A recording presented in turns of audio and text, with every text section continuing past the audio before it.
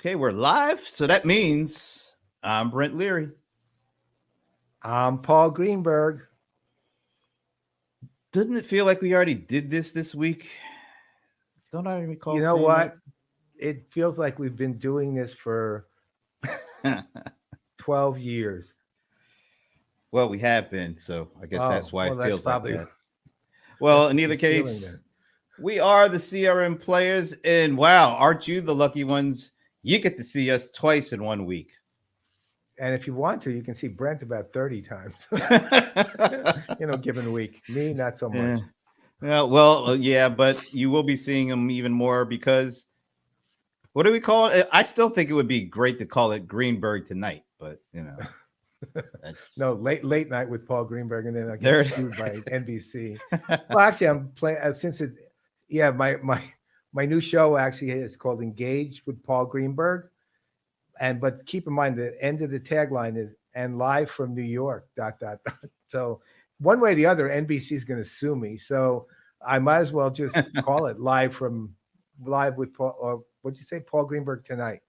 Yeah, Late no, night, just late night. Greenberg tonight. Oh, Greenberg tonight. Greenberg tonight. Greenberg tonight. That's all you need. Although, I was starting to think, engaged to Paul Greenberg would have been interesting, but Yvonne would be. I'm sure Yvonne probably would not like that too Mm-mm. much. She's allowed to say it, but nobody else. Okay. Yeah, she's the only one allowed to say that. 40 All right. years. So yeah, we're a little earlier than you usually see us on Thursdays, but that's because we have a special executive roundtable version of the CRM Playaz. And the first one we did was kind of like, I like to call them the AMOS crew, the kind of the market leaders in the CRM space. That's Adobe, Microsoft, Oracle, SAP, and Salesforce.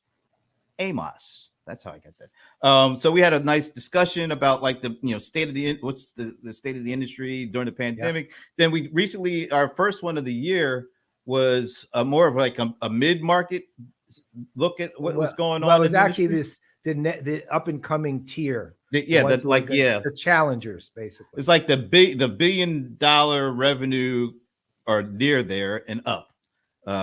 So we did that. That was a great one too. So we thought we'd do a little different kind of focus this time around, because even during the pandemic, you saw so many acquisitions and you saw a lot of investment going on.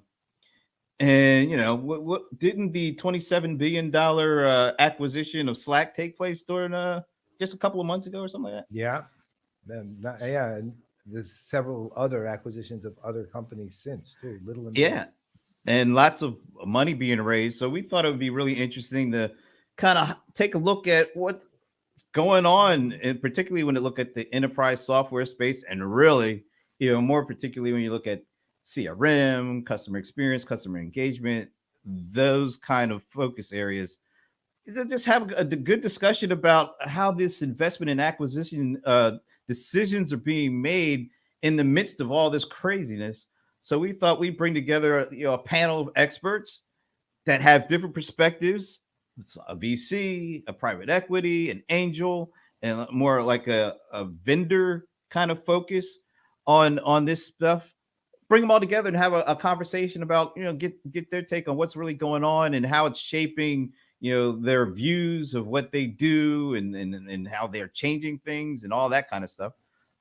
So we thought it would be a great opportunity to bring a group of folks together and have a really just open, frank discussion about what we're seeing and what we should expect to see as we come out of the pandemic. So that's what we're doing, right? And then, as always, we actually have the panel itself, and then we have the most highly opinionated human beings on the planet, which are well, we'll bring those out. We'll bring those out later. But look, we have our. That's Finn for you. Hello. Now, what language is that one? I don't know, but he has Prince. He's a Prince. I think maybe I converted him into a Prince fan at this point. I don't know. Yeah, it must be. I haven't made it to the Rams fan yet, but we always like to start the show off with saying hello to Finn. So before we dig in, though, why don't we do this? Before we dig in, we do have a couple of kind of announcements and all that kind of stuff. So if I can bring up the screen, I'm always afraid of doing this because it doesn't look like I don't want to remove it. I want to do this. There we go. So yeah, this is what we just talked about. But a couple of things before we kick off the panel. Next Monday, I'm doing a few good minutes with Hayden Stafford from Pega. He's the president of Global Client Engagement, and just a really cool guy. And I know Paul, you know him very well. Oh, I love this man. I do. I've known him since he was running global sales for Dynamics at Microsoft. He is brilliant at execution. He is loved by everybody who worked for him. People at Microsoft are still telling me how much they miss him. And he's great to hang out with too, by the way. He's really great to hang out with. And he knows his stuff. I mean, he wherever he goes, he has an impact. So this discussion you and he are going to have will just be off the charts. Great. And somebody told me because he has red hair, he's funny. Did you hear? Well, no, something like that's yeah, yeah, but he's funny in sort of a Irish sense of humor way. We call him Elfin. He's Elfin. that? Elf. He's got an elfish sense of humor. How's that? Oh, okay. All right. Yeah. Well, In the Will Ferrell sense of elf. and my last name is Leary, so I must be a bit funny then too. You are. Just gonna leave that. Just gonna leave Just that kind of right proves, there. kind of proves it. Okay. All right. And one more quick announcement. Next Tuesday is the very first CRM Playaz watch party for the Adobe Summit keynote. I'm expecting to be a lot better than it was last year. What do you think? Well, it kind of has to be actually. It, it was look. What can I say? Shantanu is a terrific. I've literally never heard Anil speak, but Shantanu I've heard speak many times, and he's a fantastic speaker. Last year he was in, let's call it, a very uncomfortable environment.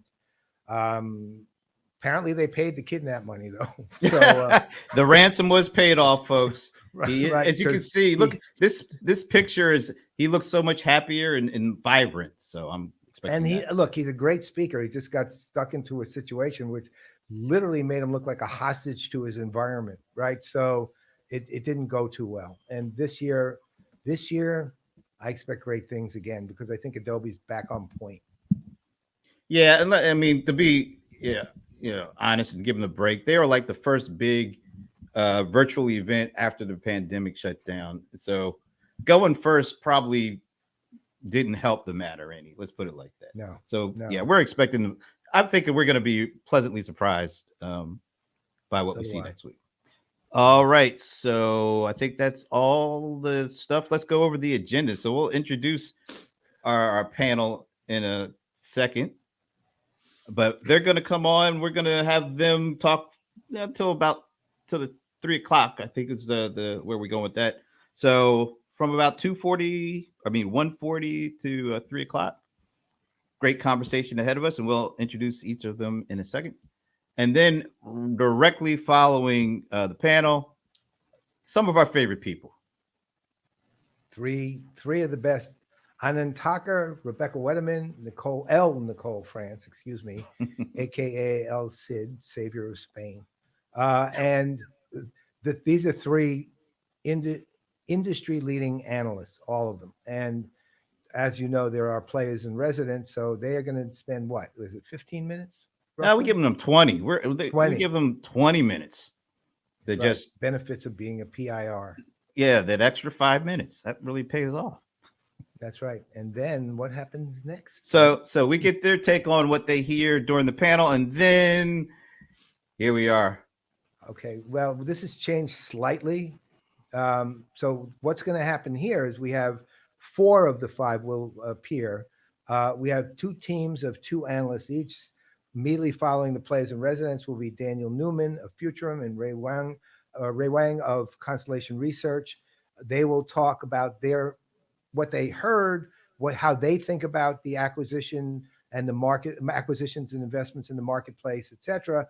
And similarly, following them after 15 minutes roughly, we're going to bring on Vinny Merchandani and Kate Leggett from Vinny Independent and Kate Leggett from Forrester, and they will also continue to speak on how they are looking at the acquisitions, the investment market, and what we're looking toward as we emerge from the pandemic.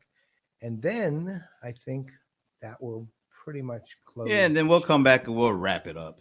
Yes, we will, which is easily the most boring part of the show, but it's okay. We're okay being boring. That's all right. All right, so I think we got all the formalities out of the way. So why don't we introduce our panel? And let's see. I'm going to try to do alphabetical order if I can only, know how to do alphabetical order and all that stuff. But coming up first, our buddy Scott Beechuk. I think we both met Scott when he was over at not only just Salesforce, but it was Desk.com. Anybody remember Desk.com? Yeah. Yeah. Well, do you remember what it was before it was Desk.com? Of course Assistly, I do. Remember? Oh, Assistly, right? I was literally talking about that the other day with someone. I could not remember Assistly. I could not remember the name. I remembered everything else but the name of the company. Well, it's been a while, so yeah. But Scott is now a partner at Norwest Venture Partners. So Scott, hey, thanks for joining us, man. Hey, thanks for having me. It's a real pleasure, and great to see you guys again. We've had a lot of good years together, and some very interesting conversations along the way, I'll say. And many more. Not only that, but there is actually a missing episode because we spent a full day at the Desk.com headquarters. Yeah. Shot some really good, and we really had a good conversation with Scott and John. How do you pronounce his last name? Agnano. That's it. Agnano. Yep. Great conversation, and nobody will ever hear it. So, Yeah. It disappeared. Lost in the archives somewhere. It was on the way to Australia last we heard. All right. So let me bring up our next panelist. And I'm glad he gave me permission to call him Anil, because I do not want to butcher his last name. But Anil is the SVP and Global Head of Corporate Development and Post-Merger Integrations for Wipro. So Anil, thanks for joining us. Your pleasure to be here. Yeah. Yeah, this is our first time meeting you, so I personally am really interested in kind of the perspective of Wipro on this, because I know you guys are very active and you also have a substantial arm to do those kind of acquisitions and investments. So I'm really curious with the corporate side and what you think of this. It's going to be really fascinating to me. Yeah, absolutely. Conversation. And up next is actually a veteran of the CRM Playaz. Rachel Spasser, who is the managing director and advisor, in CMO for Accel-KKR. Rachel, thanks for joining us. It's great to be here. Rachel's been on the show a couple times, and she is very active at Accel-KKR as both not just CMO, but as a partner. And actually, can I tell them my nickname for you? No. Okay. I'm not allowed. All right, let's just say I have a nickname for her. That's just between us, Paul. All right, fair enough. We'll keep it private. It'll still be between you and him and a few other people. A few thousands. That's all right. But let's just say this: Rachel knows the market like nobody else. I mean, she's amazing at how much she actually knows about the industry we're in. And I'm not saying this is something I would aspire to, but she could be an analyst if she wanted to be. Right. And again, I take that as a big compliment. Thank you. Oh, it's a huge compliment. Huge compliment. Except at the same time, I'm not recommending you even think about it. Take my word from experience. Right. Okay. All right. Well, Rachel, thanks for joining us. And last and certainly not least, my buddy Keith Teare, who is angel investor, advisor, mentor, and he's also the chief impact officer for the show called The Gilmore Gang. That's what I remember hearing him say. I can show you. Look at this. Oh, look, a man that comes with his own lower thirds. Come on, how can you not like that? Keith, thanks for joining us, man. It's his first time on the Playaz, so yeah. I'm the imposter in the room, audience. I have no clue why Brent thinks that I belong in this company, but I'll try to do my best. He's being extremely modest, which we seldom see that side of him on the Gilmore Gang, but this is good to see. I appreciate that. Keith's initial investment was the internet. That's actually true. Are Gave money you to saying what you're saying is I'm old, right? Listen, I was you have there at the nothing on- beginning. you have nothing Actually, on I me, did an my friend. IPO in 15 months between 1994 in August, and 15 months later, we IPO'd the first ISP in Europe. Well, see, I was Wow. right then. I was guessing. There it I is. was right. There it is. Congrats. All right. This is great. So we have everybody on screen. We've done the introductions. Each of these folks come at this from a different perspective. We got, Scott representing the VCs. We've got Rachel representing the private equity. We've got Keith representing himself. Another thing. The Angels. And the Angels, of course.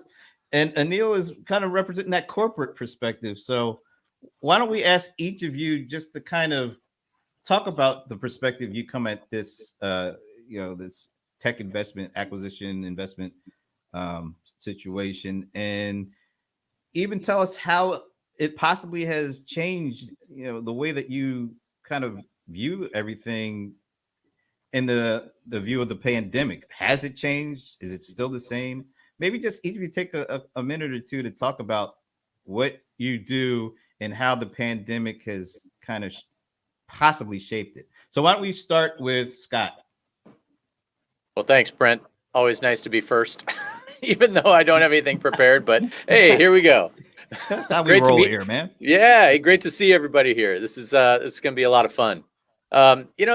Brent, a lot has changed, obviously. Some good, some not as good.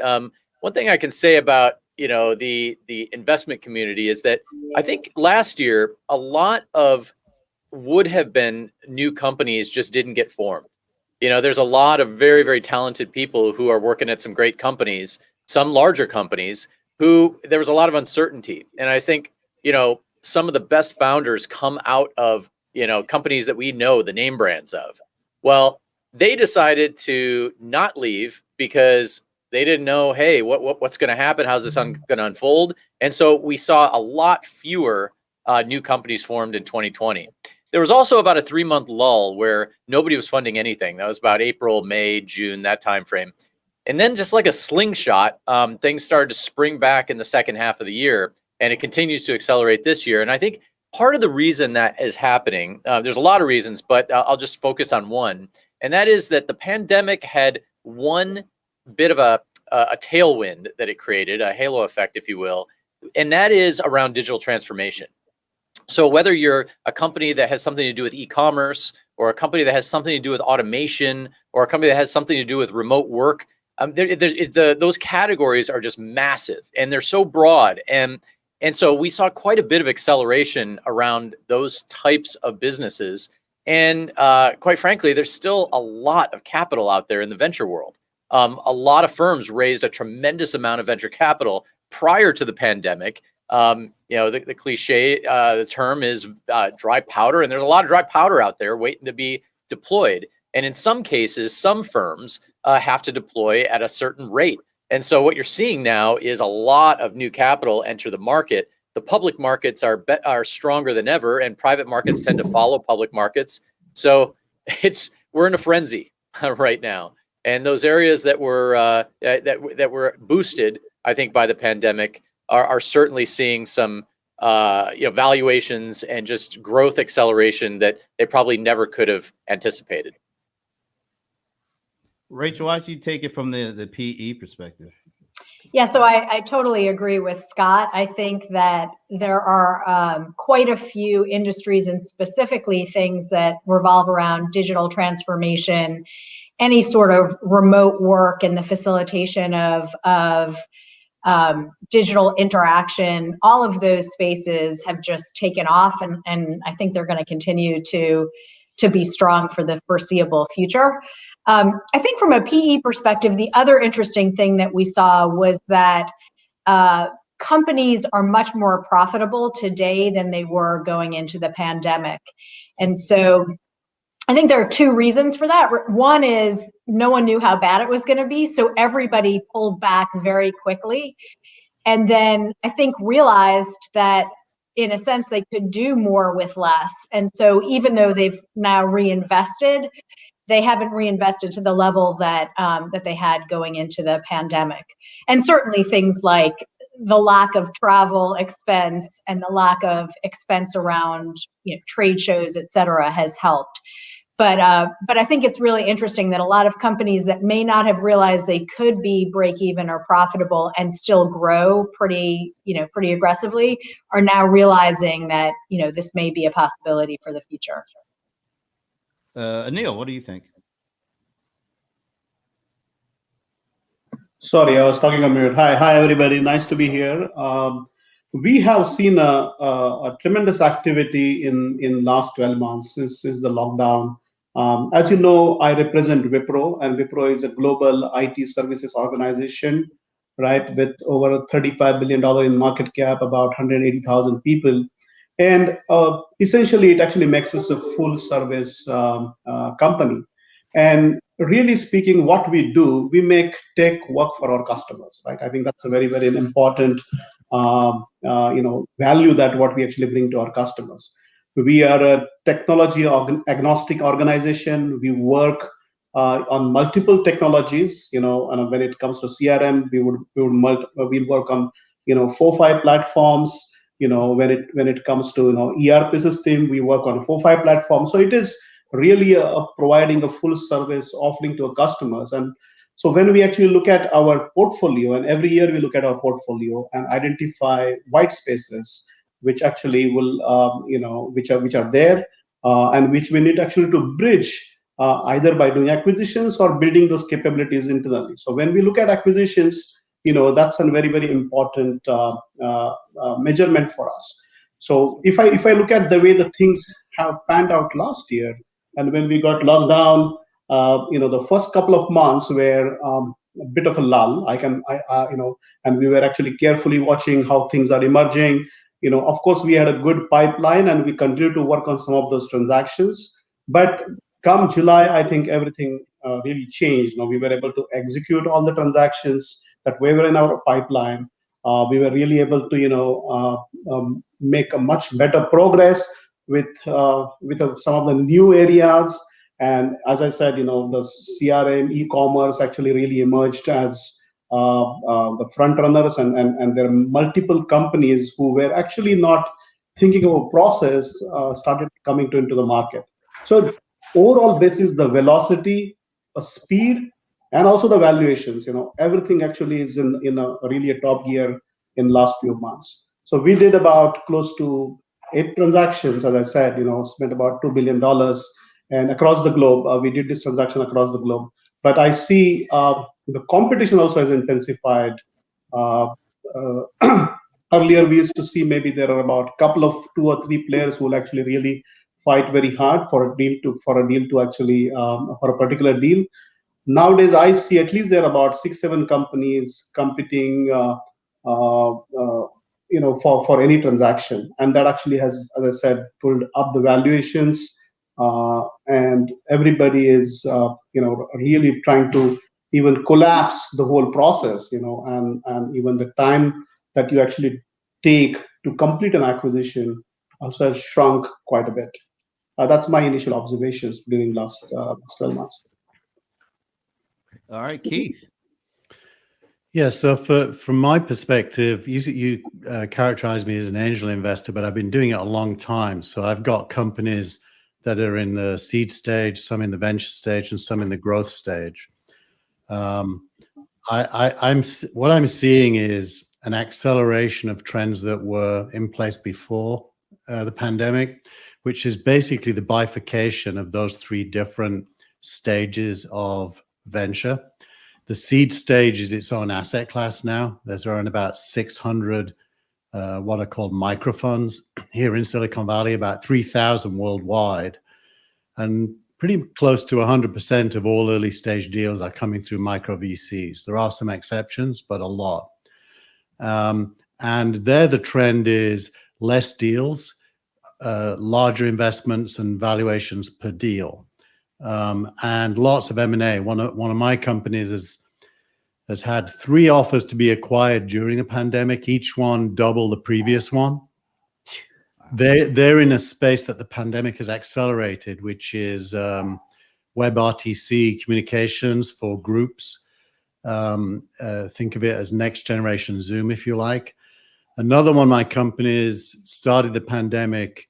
This is a growth stage company valued around 300 to 400 million euros, is now valued around 3 billion euros, having done 2 rounds, and is growing like crazy. And they are in the food space doing hydroponic, LED, nutrient-driven vertical farming as a service globally.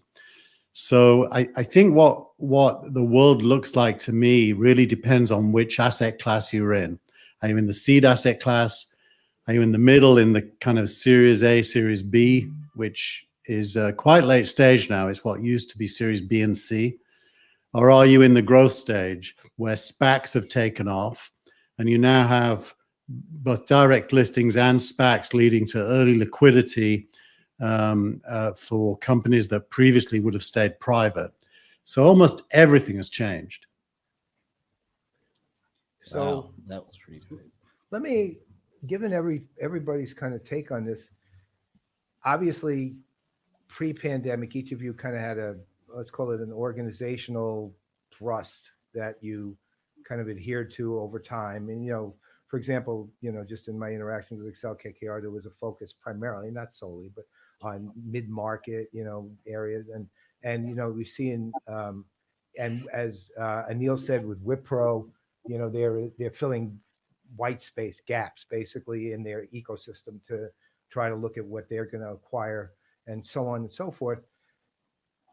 And I think everybody's been in agreement one way or the other. The pandemic accelerated a lot of both existing things and sort of tweaked other things. I didn't hear anybody say dramatically transformed anything really, but so my question is actually more focused on, now that we're kind of coming through it and you've had a year plus in the pandemic, have you seen any specific, and I do mean specific here, markets that are just of real interest to you, right? Like and it either could be, geographical, product focused, outcomes based. I don't care really, whatever it is. But I'm very curious as to what you're seeing as very specific markets of interest, because right now there's a lot of companies interested in, I'm sure, talking to all of you right out there. But I'm curious to what you're seeing as areas of real interest to you. And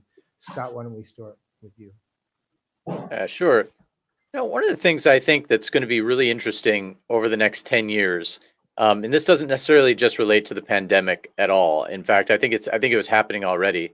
One of the interesting things I think we're going to see is a very, very dramatic shift in customer engagement and customer experience. And at the highest levels, we have been laser focused on this idea of one-to-one customer engagement for 2 to 3 decades. I mean, we've been using this terminology, but what is the result has actually been audiences, segments, talking to groups of people, and sometimes in the hundreds of thousands or millions, as though they're an individual when they're not. And it wasn't until recently that we were able to build data stores, data lakes, run large systems of compute and algorithms against this data to start to do personalization at a level that we've been dreaming about since the beginning of the internet in general. I remember back in the mid 90s, barnesandnoble.com had a personalization effort underway. And, personalization, at the moment on a website is one thing, but how do we build deeper relationships with people, between brands and consumers? And to me, that's one of the most exciting things that's happening right now, is that we are finally companies are finally able to leverage technology to create more meaningful interactions, decrease the amount of spam that a brand is, because, previously it was spray and pray, right? We're going to try to figure out, hey, what'd you buy in the past? And here's what we're going to send you in the future. But I think now with machine learning and deep learning, we can get much closer to being more personal, more relevant, and quite frankly, just more delightful when it comes to experiencing brand interactions. I think we have barely scratched the surface. For me, that's what I'm looking for. I'm looking for the companies, and it could be in retail, it could be in B2B. There's all kinds of different applications of this, but companies that are looking at the next 10 to 15 years of customer engagement and customer experience in terms of how do we build very deep, long-running, and meaningful and evolving relationships with people that just make our lives better. So let me ask one slight elaboration on that one before we go on, because a lot of people who listen to the show know I wrote a book on customer engagement, and when I was doing my research, I identified 29 categories of technology that could be identified as customer engagement, none of which compete with each other, right?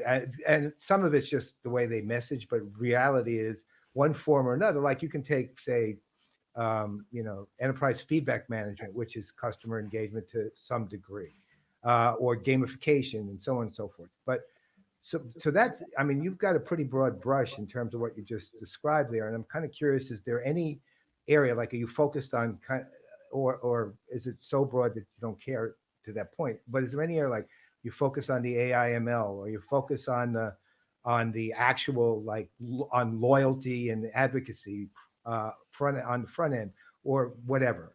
How do you think about that from the standpoint of Norwest Ventures? Yeah, Paul, I always think of technology as a means to an end. I mean, I always, as a former product guy, I always try to work backwards from what are we trying to do? What matters? What matters to people like you and me, and any consumers, quite frankly? Because at the end of the day, we want to create a world where every single minute of our day, and we all know that time is our most valuable resource, every minute of our day is spent doing things that are the most impactful and the most relevant to us. So I'll give you an example. If we focus on just one area, and you're right, there's got to be just dozens of different ways that we can express this. But one of those is in something that we do every day, and that is I want to buy something. Okay, and it might be fashion, it might be a home good, it might be something else. The state of the art to date has been roughly based on collaborative filtering, which is a technology, of course, but it says people like you also bought things like this. Well, I think that, first of all, that was state of the art in 1995. Remember Net Perceptions back then? They were the first big provider of that. But we've come so far. We don't need to do that anymore. In fact, there are companies now that are able to say, look, we not only have seen what you've bought, but we've also, with your permission, seen what you looked at, what you searched for, how much time you spent on those things, the types of questions you asked of customer support, the types of post-sales interactions you've had with the products that you've bought, your level of satisfaction, et cetera. And we're going to use some algorithms today. Machine learning does play into that. And we're going to try to do a much better job of predicting what you're going to love the next time around. Right.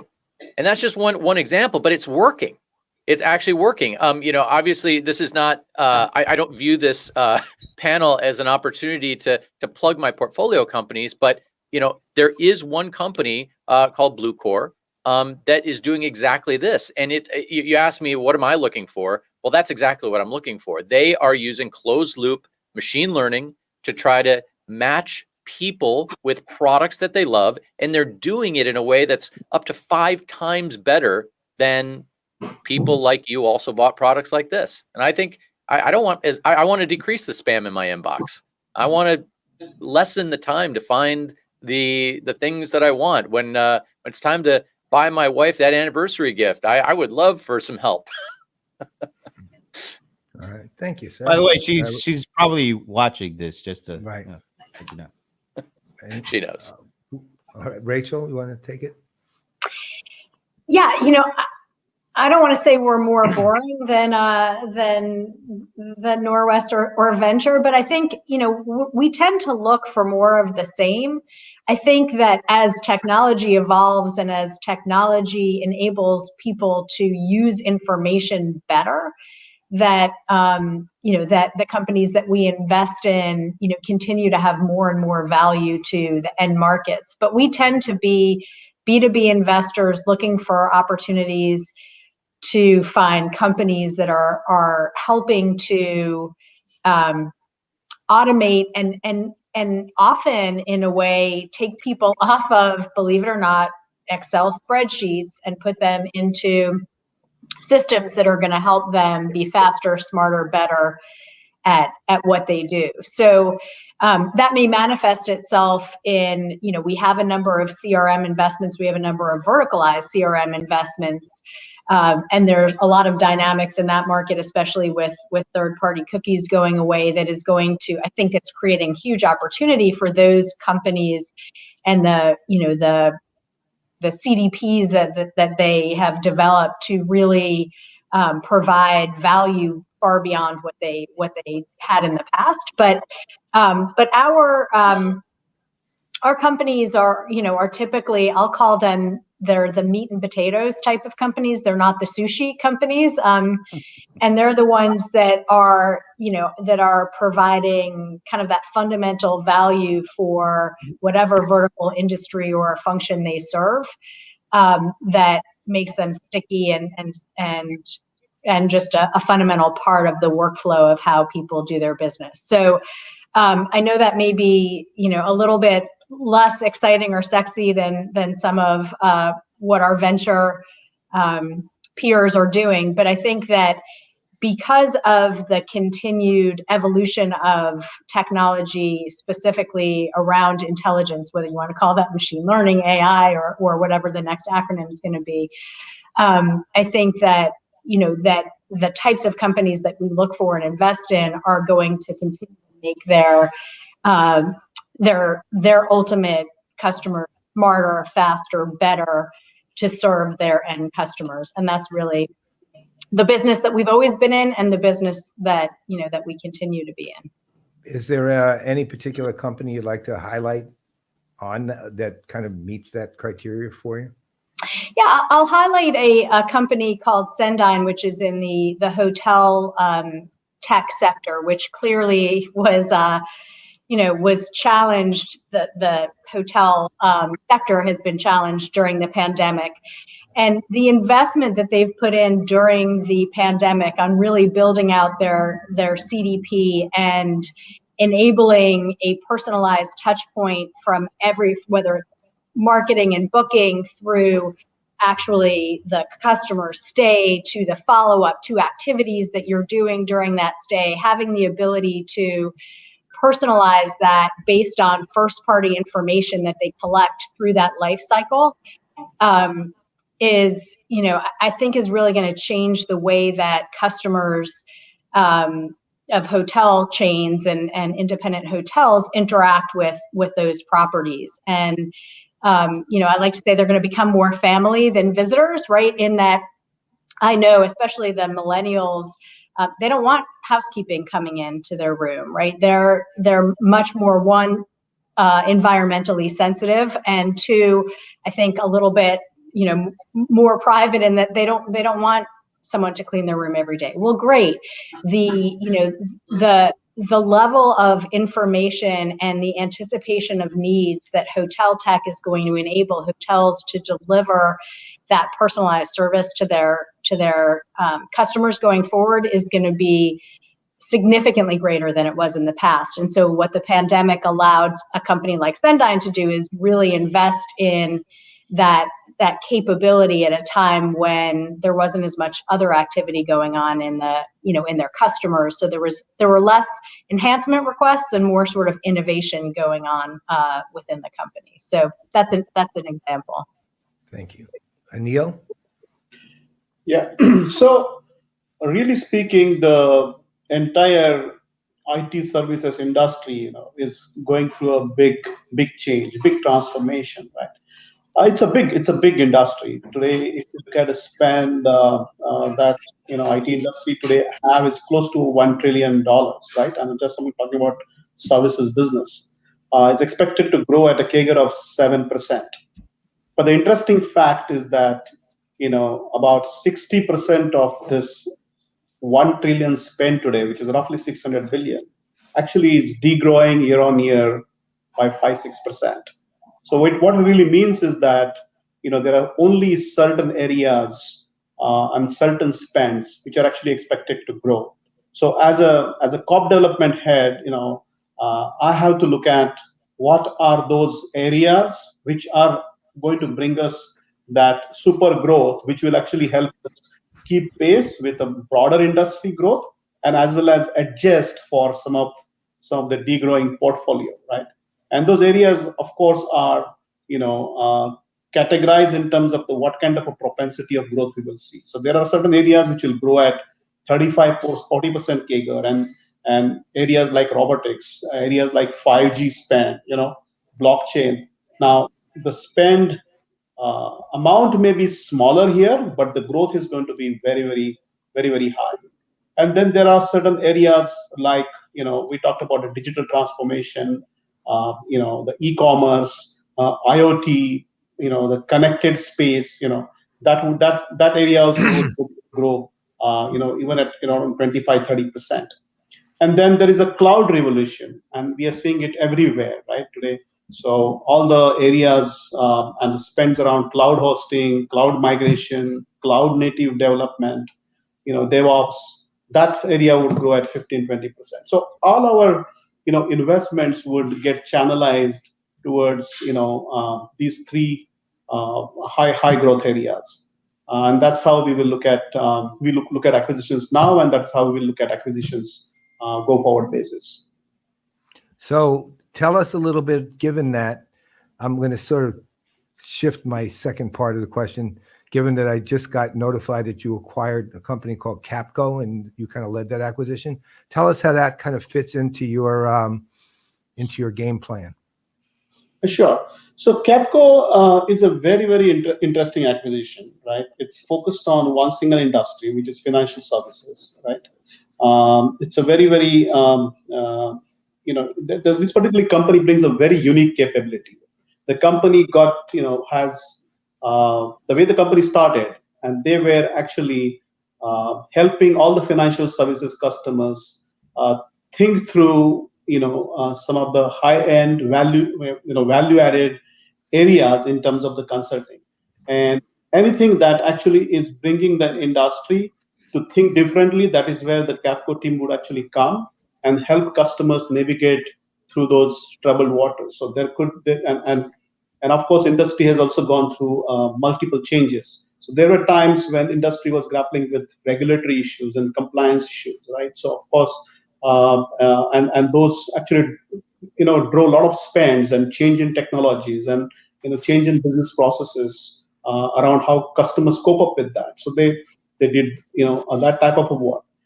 Then came an entire digital transformation, digital bank, and then companies. And while the tech companies will help them implement some of that work, you require a very, very talented team that understand the domain and will help customers think through how the business processes need to get adopted and how technology can actually help you to do a go-to-market faster, or even change the way you do business.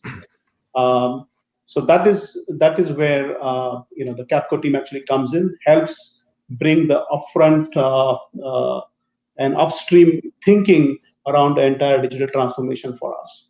It also brings a lot of other ancillary benefits that they also have a lot of customers that we don't have, and we can do a lot of cross-selling and so on and so forth. But the core of this entire acquisition theme is that how do we actually marry both the think and a strategy capability that Capco brings with the technology capability that Wipro brings together, and help our financial services customers transform their landscape faster. Thank you. And now Keith. Yeah, the way I think about this, we all deploy capital, and the currency that we are most interested in is growth. Anil is right. Growth is the currency of capital allocation. So whenever you're choosing where to put money, you're looking for the best growth, assuming equal market sizes. You're always going to choose the best growth.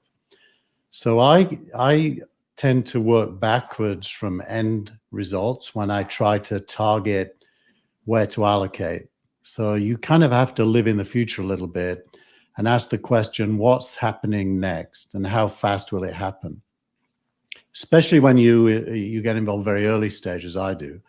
And so your filter is potential, both for absolute outcomes and for growth rates. So I'll use some examples because that might be the best way to illustrate it. And again, I'm not looking to pitch any of these companies, but they kind of give you an idea. So one of my investments is in a company called Chargify. Chargify basically has responded to the pandemic by understanding that buildings and teams need to change how they work. The move to hybrid buildings and teams which may or may not be in the office at any given moment, where managing projects and outcomes depends on being glued together. So Chargify basically is like an operating system for a company to leverage its people and its buildings, assuming that 10 years from now, $22 trillion of real estate won't look like it looks today. And all the employees that work in those, particularly knowledge workers, won't work in the way they work today. A second one I'll use is a company called Onto, which is a UK-based company that does electric vehicles, but you don't buy them or lease them, you subscribe to them. And you pay less than you would pay on a lease, and you can change your car every day or every month or every week. And it's a certain amount monthly to do it. And every OEM in the world is now selling them cars at a pretty big discount from retail, which means they have a business that can turn over a great gross margin, allowing people to drive electric vehicles in a very flexible way. And they've absolutely only said electric vehicles. They're not interested in anything else because they think that is the future. And it comes bundled with insurance and tax and charging and everything. Cosmo Software and Around are two companies in the WebRTC space. WebRTC is kind of interesting. It's been used for events like we're doing now, but I don't know how many of you noticed, but the soccer league in Europe blew up this week because the top 12 teams wanted to break away from it. The reason they wanted to break away is because the value of soccer, which is currently sold for about $4 billion every 3 years to TV stations, the value of those teams to the fans, if streamed direct, is something like 70 or $80 billion a year. So only about 5% of the value is being captured. And WebRTC now is being adapted to be able to do very high scale, latency-free streams, where you could, for example, sit in a private box with your friends talking whilst all watching the game, latency-free. So Cosmo is the platform company that helps make that happen. And Around is an app that leverages that to create team-centric, almost like a live office online, a digital live office. And the last one I'll pick is blockchain-based. We all saw that Tesla put some of its treasury into Bitcoin last month. I think the future is a future in which global players are going to leverage cryptocurrencies to move and store money free of cost. And so I'm actively involved with a company called Mew, My Ethernet Wallet, that has basically got a wallet system that can work as a treasury store and a way to move money for businesses. So those are all, you can tell, they're very much placing bets on where things are going. Thank you. Well, that there's a lot to get into on that one. Maybe I'll start with Keeper. I'm just gonna throw it out to all you guys. I mean, we had these almost overnight, extremely large shifts in consumer behavior due to the pandemic. For example, almost overnight, people couldn't go to the grocery store, so they had the people who had never bought groceries online before were basically forced into doing it. Other things, companies that are used to selling their stuff in stores had to figure out a way to go direct to consumer. So they had to change the way that they viewed digital transformation overnight because of these huge shifts. How have these huge consumer behavioral shifts changed your approach to what you do? Does it change the way that you approach an investment opportunity? do you widen out and look at the work from home that's causing a bunch of different technology shifts that have to go from corporate into individual workers' homes? Do you look at these knee-jerk shifts that have huge ripple effects, at least for the short term? Does that change your long-term approach at all to what you do? You want to start with me? Go ahead. I kind of mentor founders a lot in a way that relates to this question, and I try to teach them the importance of linking together the short, medium, and long term. The short term is really important to make sure they don't run out of money. The medium term is important for their next investors to feel confident that their money is going to go to good use. And the long term is basically model based, is showing that there's a good end game that they're aiming towards, a true north, if you like. And I think the pandemic hasn't changed how I assess an opportunity. I'm really looking for, firstly, a big opportunity, working backwards from the end. Secondly, a founding team that understands not every detail of the journey, but understands there is a journey that they're aiming for, and has a strong self-awareness of where they are today in that journey, so that you can start to model the likely outcomes. And I know this is really weird for an angel investor, but angel investors are the first step on the road to being a decacorn. And if you don't examine everything from the point of view of where it's likely to go, the next investors never show up. So yet you're right that the nature of the end game has changed due to the pandemic. Some things that would have been delayed and you may not have considered, like hybrid working and the associated infrastructure around it, now are very high on the agenda because it's been accelerated. But I don't think your approach changes. It's more that the things you look at change. Anybody else want to jump in? I would agree on that. I think that from our perspective, it's parsing the trends that are temporary as a result of the pandemic versus those that are permanent, and in many cases, the permanent ones were things that were happening before the pandemic that were just accelerated as a result of the pandemic. So I don't feel like we're assessing companies differently, but I think we are thinking about what the future looks like and working backward to see which companies fit into that future. And the pandemic has certainly put a different lens on what that future could look like, or how quickly we can get to the end game. Anybody else? Yeah, first of all, I agree with what Keith and Rachel just had to say. I would just throw in there that there's a lot of potential snake oil out there in terms of transformational businesses. In other words, things that seem to work really, really well during this work from home time that we're in. I just don't know that they're going to translate post-pandemic. And it's to Rachel's point, parsing out which ones are going to have staying power and which ones will be truly transformative. I mean, there's a lot of great things that I didn't know that I needed. Like, I didn't know that I needed to watch live concerts streaming online, but turns out it's actually a pretty great way to do it. I didn't know I needed to go to virtual conferences, but I guess the question is, what happens when everyone's vaccinated or enough are vaccinated that we can open things up again? Me personally, I miss going to conferences in person. And quite frankly, I think I get most of the value in a conference, just to use a specific example, out of the networking aspect of it. And nobody's cracked that nut yet. So, and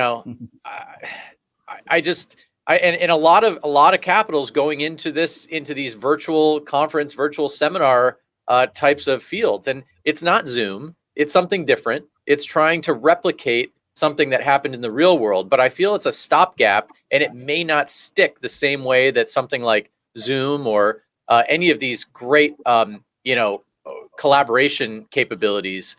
Slack was here before the pandemic, but what a nice acceleration it provided it, and all the ecosystem around Slack to make Slack more usable and more useful to connect people when we're all sitting at home. So I think there's going to be a bifurcation. You just got to try to figure out which ones are really going to last and which ones are going to actually die off, because we're human and we want to get back to some version of normal. Okay. All right. So let me change direction here. Before, remember I mentioned that there's a lot of companies who would be very interested in you. And, obviously a lot of companies out there, they're looking for one level or another of investment. Some are looking for acquisition, so on and so forth. But to be honest, I talk to a lot of companies like that, and they don't really know what to do about it. They have no idea even how to approach it. They don't understand what it takes, in effect, to become interesting to you, right?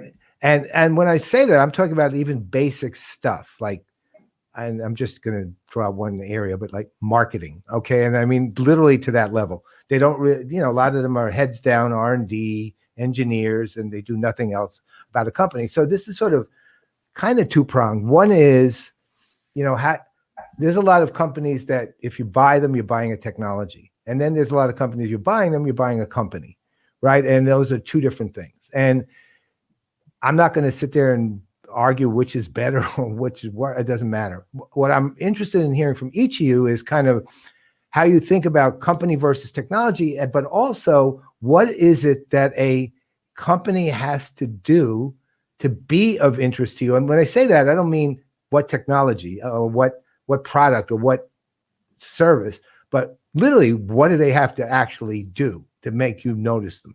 So, hey, Paul, can I actually add on to that? Because I found this quote from a wise man that I spoke to. I believe that was a little earlier. Actually, it was late last year. Customer reviews drive intelligence and create better transactions. With things moving online more quickly, the idea of community becomes incredibly more important in terms of how companies and retailers have to do to transform.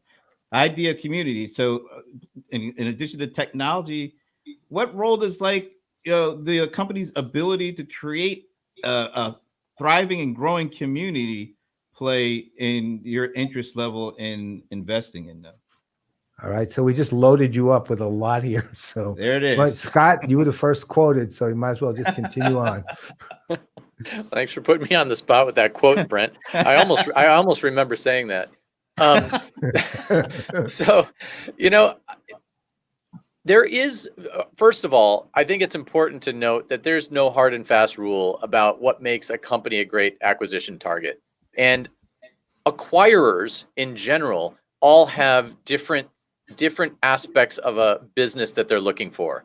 And Paul, yes, there's one great high level separation between, is this a technology product acquisition, or is this an entire company and people and customers acquisition? And I think that's obviously a big distinction. But when you go a level deeper, you start to say, okay, well, what type of company do we want to be? And I'm thinking about our portfolio companies who are looking to acquire other companies. We want to say to ourselves, is one of our major goals for the year to grow our revenue as fast as possible? Well, a lot of companies nowadays in today's market would say yes, absolutely. And so then you say, okay, we got to figure out how to sell more of what we got. And then we also got to figure out ways to grow inorganically. And so that is a bit of a technology product buy of a potential company. It's also the acquisition of a customer base. And so inorganic growth is one of those things. And once you start to go even one level deeper, you start to look at a company's, how they're actually operating, how efficient they are. You start to look at things that maybe you take for granted in your own company. Things like, hey, our LTV to CAC is 5 to 1, and our maybe our deal cycles, we can close business in 30 days. And then a similar business that you may be looking at, it may have some metrics that are far off from that. And so you ask yourself the question, well, we love the people, brilliant. We love their product. They've got great customers. But what happens when we combine these two companies? Is that going to drag down some key metrics that we really think are important? Because one day we want to go public. And, I've said this before, but the true measure of how great a company is when you're exposed to the public. The street doesn't lie. I mean, when you're a publicly traded company, everything matters. All those metrics matter, some more than others. So you got to start thinking ahead to, what are we planning for? What's the longer term arc? So yeah, some acquisitions may be, hey, let's boost some revenue for this year. But I think it's a much longer game for most acquirers. They're thinking over a 3 to 5 year period. You may be moving, for example, this is one that's sort of happening right now. A lot of these companies that have gone public via SPAC are not getting the multiples in the public market that they want. Maybe because they've got too heavy of a services component, or maybe they're an ad tech business that doesn't get the level of multiple, or maybe they're an on-prem software provider. And so what they start doing is they start looking for companies that will give them an uplift in multiple. So, hey, let's acquire a SaaS business. Let's try to transition into more of a subscription type of company. And so that may be another strategy. I've named a few there. There are, dozens more, but hopefully that gets us started on this conversation. All right. So but the one additional factor is, okay, that's when you see a company, you're making those kind of judgments and decisions. But you have to see them first, right? Meaning, what do they even have to do to be seen? Because most of them, honestly, don't have a clue. They all would love to talk to you, but they don't really know how to even talk to you. They don't even know how to meet you, so to speak. Yeah. Well, that's where bankers and great analysts like our friend Esteban come in, right? Wait a minute, he's not an analyst anymore. That's right. He's chief evangelist. He crossed over. I'm sorry, but he'll always be an analyst to me. In fact, I count on him for being an analyst, even though he might not technically be one anymore. It's fair. That's a good one. He's still part of the Four Horsemen. We keep him there. Right. So, all right. Well, then, Rachel, why don't you take it? The interesting thing about private equity, and we invest in both minority and majority transactions. So we invest in the growth stage and buyouts as well. I would say that most companies that are right for us are companies that have already been found by plenty of others. And interestingly, Paul, when we first met in the early 2000s, and I was working for a venture-backed company, it was difficult to find venture funds that were willing to invest in at that time, right? It was right around 2001. Now I'm working in private equity, and I'm realizing it's really hard to buy great companies because there's a huge amount of competition in the market. There's a ton of capital in the private markets. And so, especially for companies that have already proven product market fit and are, growing nicely, and the profile that we invest in, most of those companies have been found by bankers, have been found by other private equity firms as well. So, I don't have great advice as to how to be found when you're really early.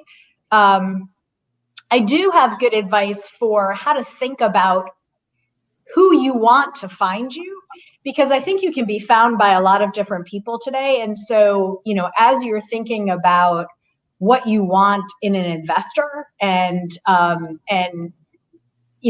to think about that, someone said earlier, every company's on a journey, and that's true. Every entrepreneur and every company is on a journey. And so what you want to find a partner on that journey that's going to help you accelerate the time frame and the growth, as well as help you avoid some of the pitfalls, help you see around corners and know what's coming next, help you professionalize and scale your organization. And so I think it's less today about being found and more about figuring out what sort of methodology you want to use to help define the type of investor that you want, and just being diligent about sticking to that list. Thank you. Anil? Yeah. So when we look at acquisition targets, they're quite mature companies, right? So we also have a corporate venture fund where we invest into startups, but all the acquisitions, when we do, they're at least $50-100 million in revenue. So really past all series of investments, have a great customer base, real good size. So when these companies come to us, they have pretty sophisticated management team, which has been there, managing a good amount of, revenue profile. Plus, they're also, well groomed by the bankers who actually know how to present themselves, and there's a pretty good sophistication on that. But when we look at them, I look at basically three important aspects. One is that how does it fit our white space, right? So generally, the company that is pretty, has a general portfolio, not specialized into one particular area, is the companies that we try and avoid, unless it's in a new geography that we want to go in, and then we are willing to buy a company which is more, more broad based. The second important factor for every company is how I'm actually going to integrate that company within our organization. Because unlike a private equity, the management of that company would get, completely, merged with Wipro management. And then they have to operate together, and they may have a similar business within Wipro, and how both those businesses are actually going to collaborate with each other and work together becomes a very, very important factor.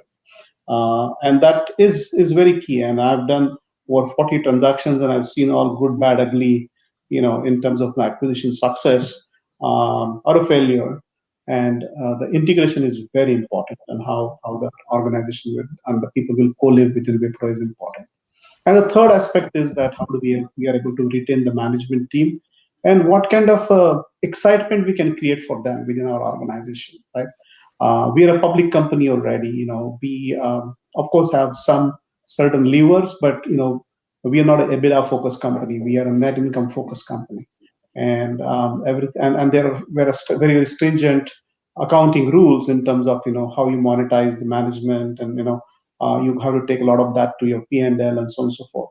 So really, if at all we are able to retain the management, it is the excitement and motivation and the career growth, how they see it, how do they really feel their entrepreneurial spirit is still maintained and nurtured, and these are various aspects. So really understanding the motivation of management team and how they would actually fit into our culture is very, very important. So these are the three very critical things that we look at when we acquire an asset. Thank you. Keith? Yeah, I think my approach is going to be fairly unique, because I'm typically meeting companies at the point where they're valued under $10 million, quite often significantly under $10 million. And my goal is to get people like Scott and Rachel to want to talk to them later, and to prepare them to be able to have that conversation. So I do a lot of filtering based on the ability of a team or a founder to grow, and to grow both the business and themselves, so that a year or two after I've been involved, Scott would be only too happy to speak with them. And to do that, I've created a kind of a financial instrument that works really well to align me with the founder. It's called a triggered warrant. So basically, I say I want to buy somewhere between 2 and 10% of the company at whatever the current price is. I sign up to buy the shares, but I don't get the right to actually buy them unless together we accomplish some goals. And those goals are normally measured in money raised. So for example, at Infarm, the vertical farming company, that at the time I engaged with them, they were on European Union grants of about 2 million euros. And my triggered warrant let me buy 7% of the company if they raised 25 million euros, which at that point seemed hard to achieve. We've now raised well over 700 million euros, and we are in a transaction that I can't talk about that's going to value the company well above 3 billion. So a triggered warrant basically means I don't get paid anything unless the company wins. And the company doesn't win unless Scott both talks to them and invests in them. So I'm basically looking at every company from the point of view of how well do you understand your opportunity? How well do you understand the journey that you're on and the stage you're at? And do you have the ability to articulate that to an external investor? You probably can do it to a customer, but you probably can't really do a good job with an investor yet. And I get in the middle of that and try and make it all happen. So my filter hasn't really changed. And it's quite like a VC filter. You're pretty much measuring the same things, but at an earlier stage. So that's me. Can I go, because I think, Scott, you're the one that mentioned SPAC. And I know Keith has mentioned it a number of times on the Gilmore Gang. I'm still not completely sure what it is. So could either of you just tell us what a SPAC is or what SPACs are? Sure. So I'll preface this by saying that I am not a banker. I am and I pretend to be I'm terrible when I pretend to be one. But I could say at high level, special purpose acquisition vehicle that is there to, first of all, you have a SPAC sponsor who creates a public entity that then searches for a company to acquire into this public entity. We used to, back in the day, this has been around for decades, right? We used to call this a reverse merger into a public shell. And then there's an opportunity to raise additional capital via what's called a PIPE. And if you find enough institutional investors, other investors to fill out the PIPE, the company can raise a meaningful amount of capital, become a publicly traded company through the merger. Now, the challenge with SPACs, of course, is that there are certain aspects that may change in the future that make it a little bit easier to become a publicly traded company this way. And easier doesn't necessarily mean better. So when you go through a standard IPO process, the checks and balances in place pretty much assure that you're going to have great underwriting and that you're ready to be a public company. Some companies, not all, but some companies that go public via SPAC, they are not ready to be public companies. And we've seen what happens in the public markets when that happens. Less oversight, and quite frankly, they can make a lot of promises on future product deliverables that today they don't have to be held accountable to. So you're actually seeing companies that have little to no revenue going public via this vehicle. And that could prove to be very dangerous in the long term. So I'll stop there. The only thing I'd add is if you look at SPACs through the prism of late stage investing. So we've seen a revolution in late stage investing going back to DST investing in Facebook several years ago now. I think it was around 2010, where Fidelity and T. Rowe Price and lots of others piled into Series D, E, F, G rounds. And what a SPAC is really an extension of those trends by adding liquidity into the mix.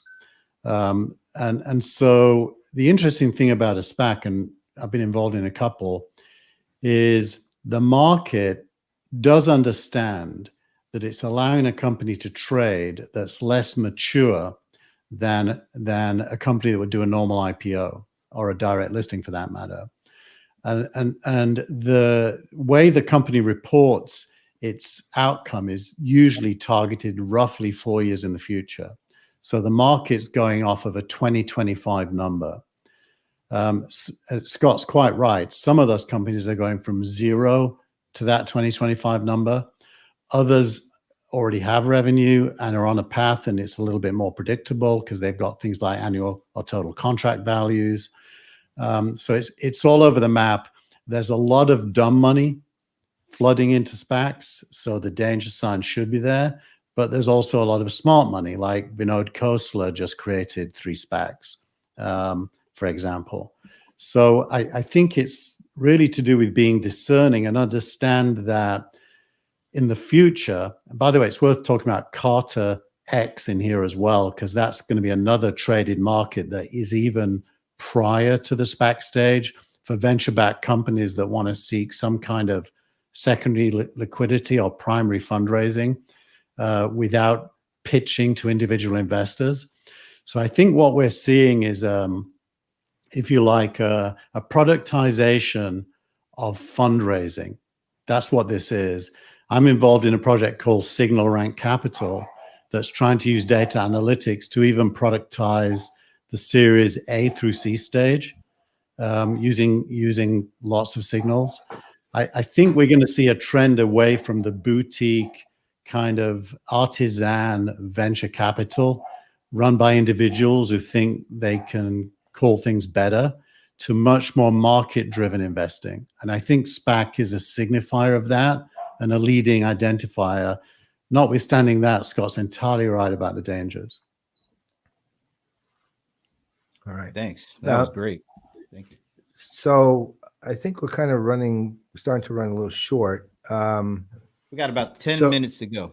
Yeah. So do you want to do the other thing? You want me to just kind of leap into our mutual question? Yeah, why don't you do that? All right. So here's kind of the thing. So Brent and I were talking, and we know you're all good storytellers. So here's the thing. And pick one or the other here. Okay. So name a company that either you would realize this, like, going to take, I mean, you guys are obviously a little more careful than I'm about to describe, but we're going to take a flyer on this company. That's why I'd make a horrible member of your companies, right? We're going to take a flyer on this company and see what happens. Pretty high risk, and it worked out beyond your wildest dreams. Or the other option is, we really want this company, didn't get it, and sort of why didn't you get it? So you can talk about either one, pick one, and tell us the story. Scott, why don't you start?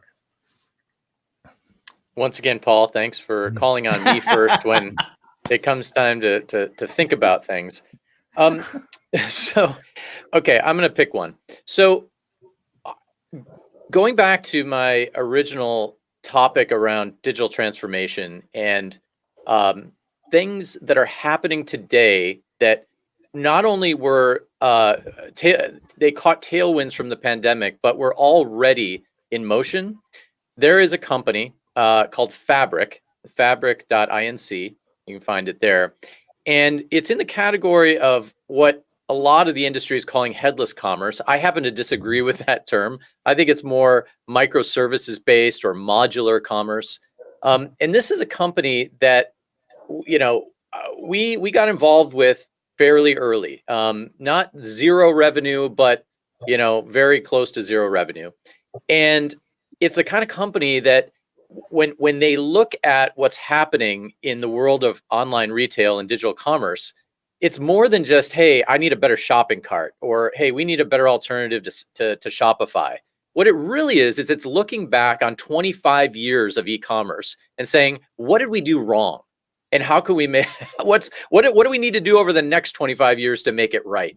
And so you go back, you dial the clock back to SAP Hybris and IBM Commerce Server and Oracle ATG. Those are powerful platforms that are still in place today in some of the largest retailers in the world, but it costs millions and millions, sometimes tens of millions of dollars to maintain those things. And they're very, very difficult. You need teams of developers. And along comes the next group, which is the Shopify, BigCommerce, Demandware. Again, around the 2010 timeframe, great, let's make this easier. Let's make it easier so that small businesses can build online commerce experiences. And that's great. And those are fantastic companies, but they have limitations naturally because they put up guardrails and you got to live within their walled gardens. So there needed to be a third generation. And the third generation was, how can we have our cake and eat it too? And the answer is that software has evolved, architectures have evolved, and now we have microservices, we have service-oriented architecture, and we can pull all the parts apart. We can pull apart the product catalog, the PIM, the offers and loyalty. We can pull apart the UI and all these things, and we can sell the pieces, parts to that, and we can also make it drag and drop, so you don't need huge teams of developers, and you also don't need to re-platform on day one. So whatever you got, I don't care what Fortune 2000 retailer you are, you don't have to on day one rip out the entire thing, which is what we've been doing for the last 25 years. And so that's the company that I would say it follows a lot of the trends that we've been discussing on this call so far, particularly around customer experience. Because look, I love shopping on Amazon, but there's only one Amazon. And I wish every retailer had that or even a better experience. And I feel like this new headless commerce movement, Fabric is my pick, and then there's others out there. But Fabric, I think they're going to enable this over the next decade and beyond. Okay. Rachel, either one.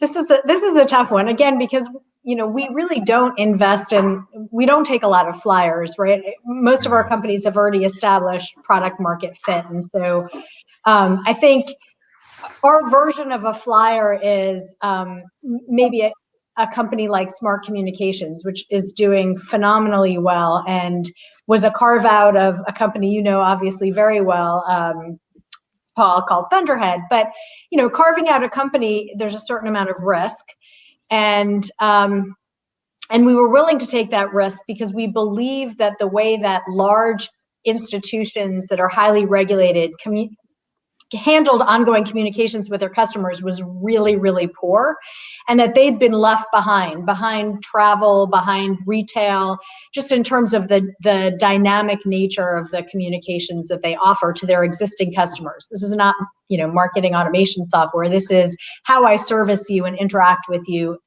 as a bank or as an insurance company. And I really think that the team at Smart Communications has had a vision for how they were going to transform this sort of old, stodgy space, and has executed really well against that transition. And the use cases that companies are using Smart Communications for continues to just escalate. And I think going forward, the future is really bright for that company. I would definitely agree. Anil? Yeah, so I can share one interesting name. About 4 years back, we bought an asset in Salesforce space called Appirio.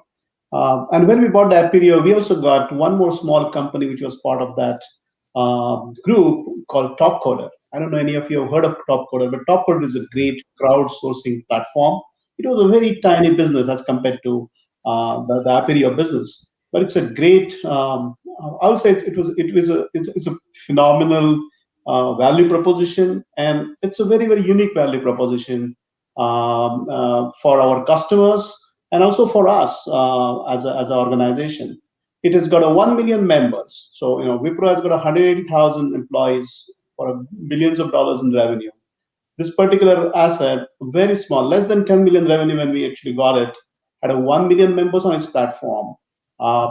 You get some complex work. You actually put it up that on a Topcoder platform, and the best of best brains who are the members of this platform actually come and work towards that particular solution. And what you get is that you would get a 15, 20 different type of solutions actually been put by the members on the platform, and you can pick one.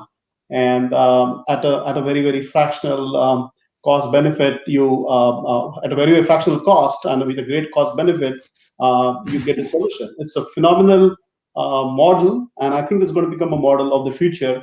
And specifically with this pandemic, when everybody's working from home and collaborating remotely, the crowdsourcing will be one of the areas and technology of the future. So that's what I would say. Our flag. All right, and now Keith. So I'll give you one flyer and one the opposite. The flyer is a company called Crypto Quantique. It's in the quantum computing space, but with a twist. Basically it's an Oxford University-based team that have shrunk a quantum reader down to the size of a grain of rice, and they can put it inside a semiconductor and create a unique private key signature when the machine's turned on. And that signature is the same every time the machine's turned on. So basically they can secure a device like an IoT device or any device really without having to inject a private key, which is a big point of failure in security.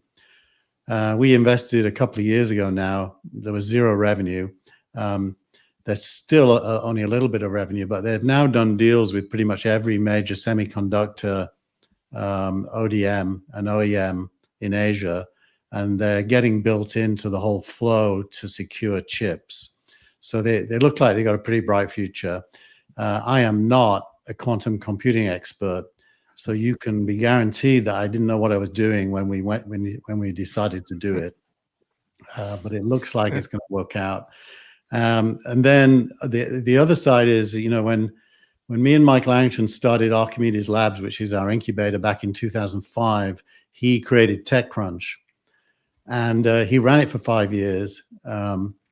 Got really tired doing it and sold it. I think it's pretty well known that it was a double-digit millions number, and did it really out of being at the end of his ability to just work 24 hours a day. And a year later, it would have been worth easily 10 times that. So that was probably one way we let go too early and should have stayed. Well, thank you, sir. Wow, I can't believe it, but this we're like at the top of the hour. This was, I learned so much. This has been great. I'm glad, for personal reasons, I'm just glad we did this for me. Anybody else up there got something out of it? That's great. I'm glad I did it for myself. So thank you all. I'm glad we took up all your time so that Brent and I can learn something. Yeah, because we literally learned a great deal, and we appreciate it. It's great to get all the varying perspectives. I think just added to the mix. We of course we couldn't go as deep in any one, but I think it gave us a pretty good, like, high level view of kind of the overarching investment atmosphere we have going into or coming out of the pandemic. I hope we're coming out of it kind of soon. So, folks, I just want to say thanks. I mean, this is great. Meeting some folks for the first time and meeting and seeing folks I'll see in a couple of days on another show as well. But I just appreciate everybody, and thanks again for taking time and answering a bunch of our questions. It's a real pleasure. Awesome. Thanks, Brent. Thanks, Paul. I certainly learned a lot. I'm right there, and I know that I could never do what you do. That's for sure. I've learned that. It goes both ways, my friend. Paul, even we can't do what we do. Exactly. And I will say, well said. Well said. It's interesting because Keith sells his companies to Scott, who sells his companies to me, who sells my companies to Anil. So now I know what I can do. We've got the whole ecosystem here. We just created an investment supply chain, I think. No, exactly. CRM Playaz umbrella organization. That's what we're doing. That's what it is. So you guys need to all. Something we can do. Yeah, we get a percentage of anything that goes on from here on in. Right. That's we're all the brokers. I wondered why we were all on the same show, and Rachel just nailed it. That was it. Yeah, we're the brokers. We're brokering this one from here on. And I'm just broke, so we'll just leave it at that. But thanks again, guys. This is great. Thanks, Thank you so much. Thank you. Bye-bye. Thanks, guys. All right. Bye-bye. Take care. All right. That was awesome. Yeah, there we go. Man, that really was. That hour went by fast, man. I mean, I know we say that every time, but it went by fast because it was actually 75 minutes. Well, that's right. That's really fast. Yeah, that was a fast hour, man. All right, now we got a lot to chew on, and we've got a whole host of people, and of course, coming up next are some of our favorite folks because they are the players in residence. Mm-hmm. First up, the longest running player in residence of all time is coming up. That's right. I don't know. Is that a dubious honor or not? I can't decide. Well, what'll happen is as soon as you get hired by a vendor, then we'll actually put you in the Hall of Fame. It's as simple as that. All right. So there's nothing but upside. There's nothing but upside, Paul. I like it. We'll see that. All right. Now, following the longest running player in residence is, well, one of the two youngest running or newest running or whatever. They're just newest running. Anand Thakur. Oh, you're on mute on it. You never sounded better, man. I mean, I think we're just crystal clear. Yeah, thanks, Esteban. Yeah, of course, yes. I'm Wait a sure minute. Ray, who's in the green room, will be happy to hear that too. Oh, we have a Good third. We have a third player in residence who's commenting right now, but where is she? Is she going to be joining us? She's supposed to be. You know what? Did either? I don't think I ever gave her the link. Could you send her the link? Oh, that would be good. Sorry, Rebecca. We'll get you the link. It's coming via email, Rebecca. Yeah, because it's the missing link. Yeah. Right. It does make it harder to join. Yeah. Technicality. I'm so thing. Look, my joke was so bad, they didn't even notice how bad it was. It didn't stop anybody from just moving on. We've learned, Brent, to just tactfully disregard and yeah, you've learned well. Thank you. All right. So while we're waiting for Rebecca to join us due to my error, why don't each of you just give us like your first impressions of that whole discussion? I mean, they covered a lot of ground in that 75 minutes, but why don't you take a shot at it? We'll let the longest running player residents go first. Hey, thank you.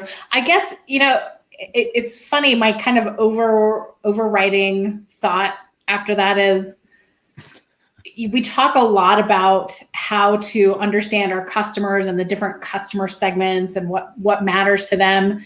And really, you got exactly the same challenge when it comes to your investors in the investment community as well. Because I think one of the things that really came through is very different priorities. Obviously all investors hope to make money from what they choose to put their investments into, but really there are very different kinds of motivations and different expectations for what it is that's going to do that. So, if you're looking for investment as much as you're looking for customers, you need to really understand who you need to play to in order to do that successfully.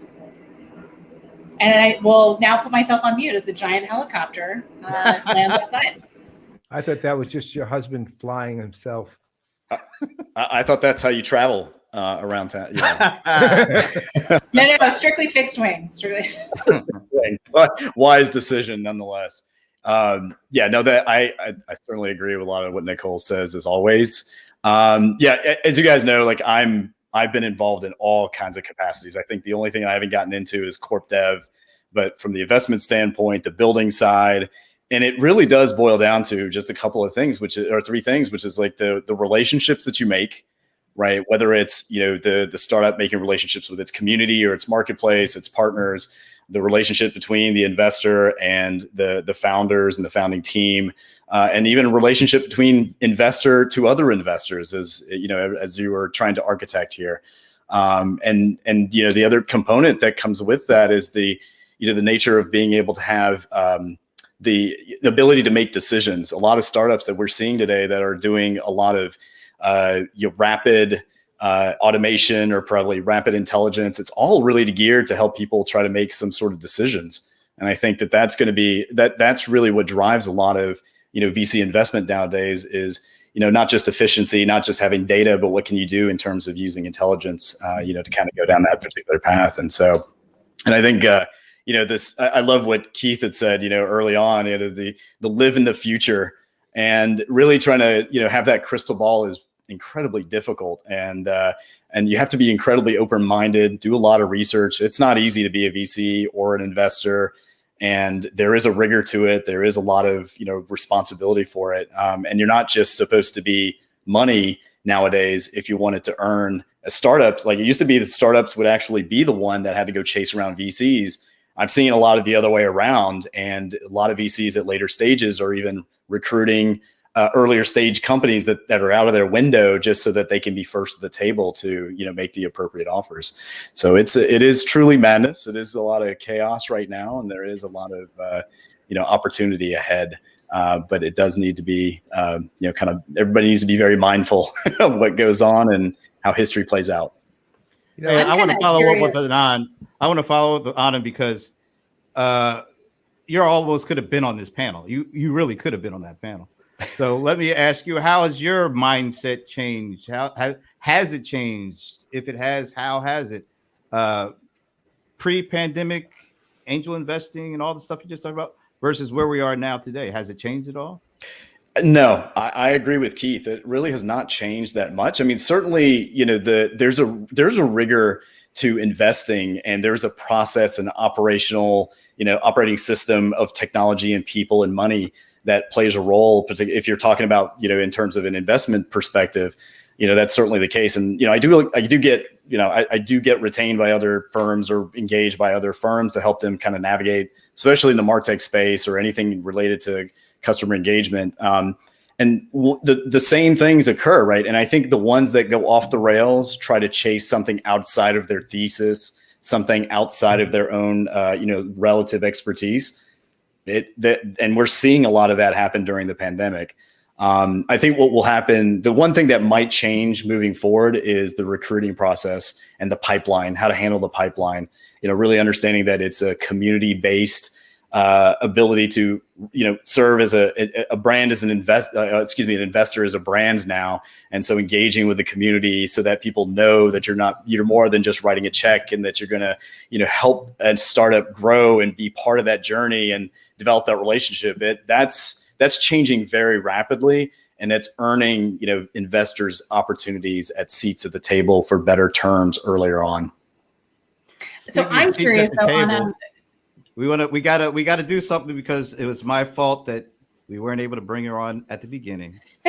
So here we are bringing on the other newest player in residence, Rebecca Weatherby. Hey everyone. All right. Good to I see made you. it. I made it. Sorry You about did. Thought My I did apologies. it already. Yeah, we work faster, but not that fast, Rebecca. Actually, so give us your impressions of what you heard. Boy, a lot to think about. And I thought Rachel did a great job of sort of summing it up in terms of the ecosystem and big fish eating smaller fish, et cetera, et cetera. It's interesting to see, having watched the space for a long time, just how much flexibility there is today and how many different options there are for companies as they think about what their next stages of funding are. I think the other point that Scott made about so much dry powder right now is super interesting. If we think of all the folks that have been working on companies that put things on hold in the past 12 to 18 months, or in the time and flexibility offered by work from home, we're able to work on those projects in stealth mode with some opportunities to develop and collaborate with a team that may not have come together before we all move to remote work. I think it's going to be a very exciting time over the next 12 to 18 months. It's so fascinating to me though, and this is one of the things, and maybe this is like the un-PC question to ask, but if you look at all the news about investing, you look at news about the stock market, there is a tremendous sense that we are in a bit of a bubble. That we're awash in investor money. The SPAC thing sort of touched on this, like the general business press discussion of SPACs is kind of tracking the ups and now apparently somewhat downs in popularity about SPACs. What's really interesting to me is, what are things going to look like 2 or 3 years from now? Because the pace of technology development doesn't necessarily change, but the fashions around investing and the available investments certainly do. And I'm curious to see whether that powder is still going to be there 18 months or 2 years from now, and will actually go into the right places where it's really going to make an impact on what I think, and we touched on in that discussion, there's some really interesting technology developments that are just starting to have a wide-ranging impact on the market. That's going to take a lot of investment to really roll through in a substantial way and to become mainstream. Are we going to have a situation where there's a bubble that bursts, and we're not talking about all of the power that's dry, we're talking about investment drying up? And I don't know. This is my question to everyone here, really. What's going to happen? Yeah, I'll jump in. One of the things that there was this, Scott alluded to this too, which was the sort of what I call it, the pent up demand, as I described to a lot of folks. There was that, sort of pause with COVID and what was going to happen with all of that. Because at the time, there were a lot of VC investments looking overseas. And they said, okay, well, there's such a crowded market. It is incredibly competitive. Let's think about going overseas. And then when it was, the early SARS, it was disrupting a lot of areas there, and there was a lot of risk potentially in investing there. So when it became a global pandemic, everybody just put everything in pause. And if just to kind of give you a little insider, knowledge of VCs, they have to deploy that capital, right? Otherwise, sitting on cash is not a good way to generate returns for your LPs. So when you've just started stockpiling stuff, you can't just stuff it under a mattress and explain to your investors that, the LPs to you that, okay, well, we're just going to sit here and we just had this pandemic. That's not an excuse. So now there's this pent up demand. And then of course, I can't remember who mentioned it, but everybody talked about it, the digital transformation. Everybody just said, okay, well, now we got a bunch of cash. Let's just go down, go to town. And then of course there's the monetary tax policies that are, certainly playing a role where a lot of people want to make sure they're not sitting on cash and they want to make sure it's deployed in growth opportunities as much as possible. So I know that's certainly adding to the thing. And I know this is kind of a side point and it's relevant to the sort of the energy in the ecosystem or the craziness. I'll not call it, crazy, but the GameStop situation, if everybody follows that, right? Like a lot of retail investors have now access to be able to even go, be able to trade at a micro level. And that's also bleeding into a lot of the, the private sector as well. So there's just so many wheels just going the same direction.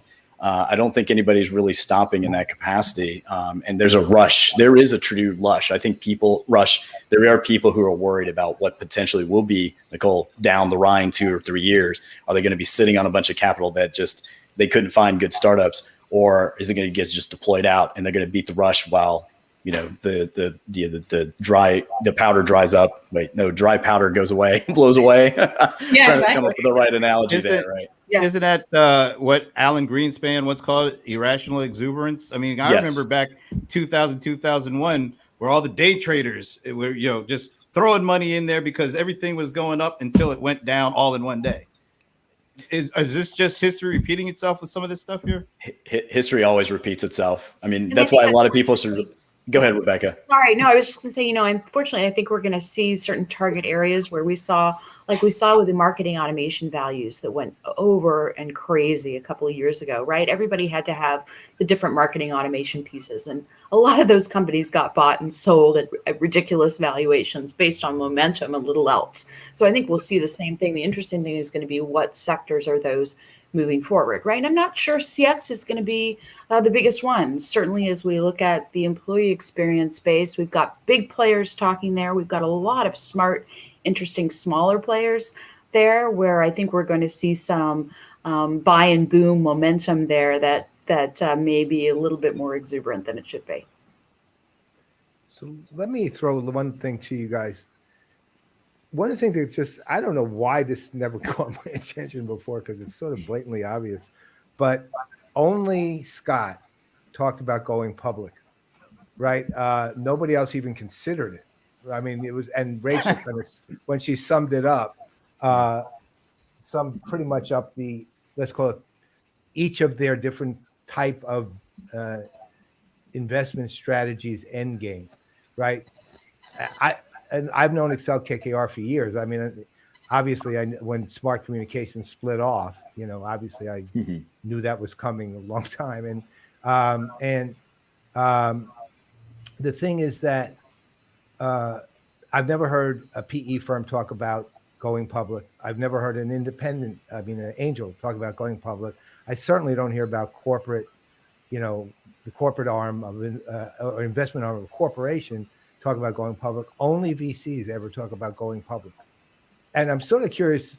I don't know why I never noticed that until today, but I didn't. And so I'm kind of curious as to how that even evolved to the point where that's a VC concern, but no other one.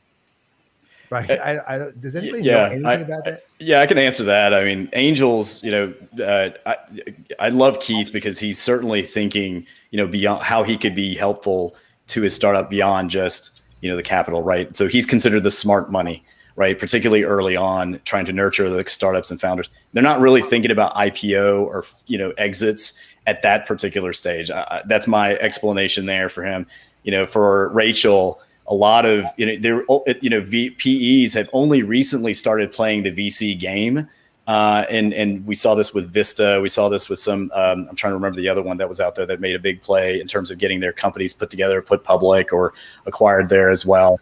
And we're starting, but a lot of corp folks, they're already public companies, right? That's what everybody aspires to sell to. So they're not going to be really talking about it either. And then I feel like I'm missing. Oh, then there's Scott, of course, the trajectory, which, they even are starting to see, what does an exit strategy look like? It may not be go to IPO anymore, Right? Because it's incredibly costly, as I think you're trying to allude to, right, Paul? It's costly. It takes a lot. That's why SPACs are so, hot and crazy, which I'm, very, very leery of. But that's a thing. So I'll stop for a moment. But that's some of the rationale there. For the marketplace.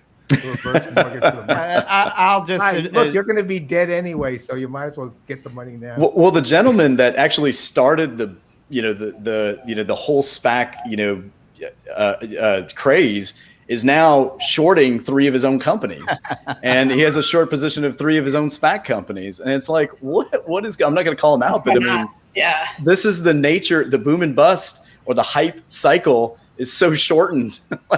Even your own person is going to just call out, like trying to get into it. Well, it doesn't instill confidence, does it? Yeah. By the time the GameStop news got out, they're already shorting it because once it gets out to the masses, and the masses get it faster than they did 10, 15 years ago because of social media, they're already out. I mean, it's just like you said, everything is being compressed. The time is being compressed. So if you don't get out before even the first phase of the masses get it, you're not gonna make as much money as you can off of them, basically. Well, the IPO is so expensive, and it's not as easy to be a publicly traded company as it was a few years ago. We look at the folks that have gone private. They've done that for a reason. For more flexibility, for more visibility, for less risk with activist investors or the GameStop kind of folks. There's a lot of reasons now to manage a company and manage its growth and its portfolio of products privately rather than publicly. It's interesting because I do think there's an element here which is fascinating, because part of the upside of being publicly traded or being a candidate for IPO is that you get visibility. And I think undeniably one of the challenges that every company has when they decide to stay private or to go private through a different route than what they might already be on is that you just don't get the same kind of media coverage. And it is a big, big challenge. So there are huge benefits, I think, to staying private through whatever mode you choose. But there are definitely some downsides too. And when you get to the growth point where you're no longer taking investment, and again, that's not making the news either, you've got to find a way to make waves through other different means. And that's not always easy or straightforward. All right. Well, what's been easy and straightforward is the analysis that our players in residence just gave us. Very good stuff. And when we do create the players, what did they call that? The players investment trust or whatever they were saying. Well, you all will get a small percentage of our small percentage of 0. Unless I become an LP in this, right? Like maybe we can all like throw in a little bit, and I'll throw in a 2-piece with the biscuit and call it a day. LPP. Where's the brookie? There's the brookie. Brookies too. I thought by the way, I thought the panel did a fantastic job. I loved how much you put these folks together. They all had great perspectives. I knew 2 faces were new to me. They all were spot on. So, great job, everybody on the panel. And thanks for putting these folks together, Paul and Brent. Absolutely. Thank you, guys. You can thank Gurvinder from Wipro for helping us with the meal too. Yeah, absolutely. He jumped right in there and got us what we needed. Yes. And we do know a lot of smart people, including our players in residence. Yes. Those are the brilliant people we know. And we also know some smart ones. I can think of a few dumb ones too, but we're not going to talk about Well, we'll just leave them out of the conversation for right now. But thank you guys. We appreciate it.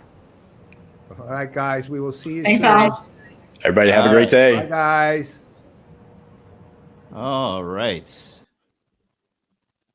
Now, got some more smart people.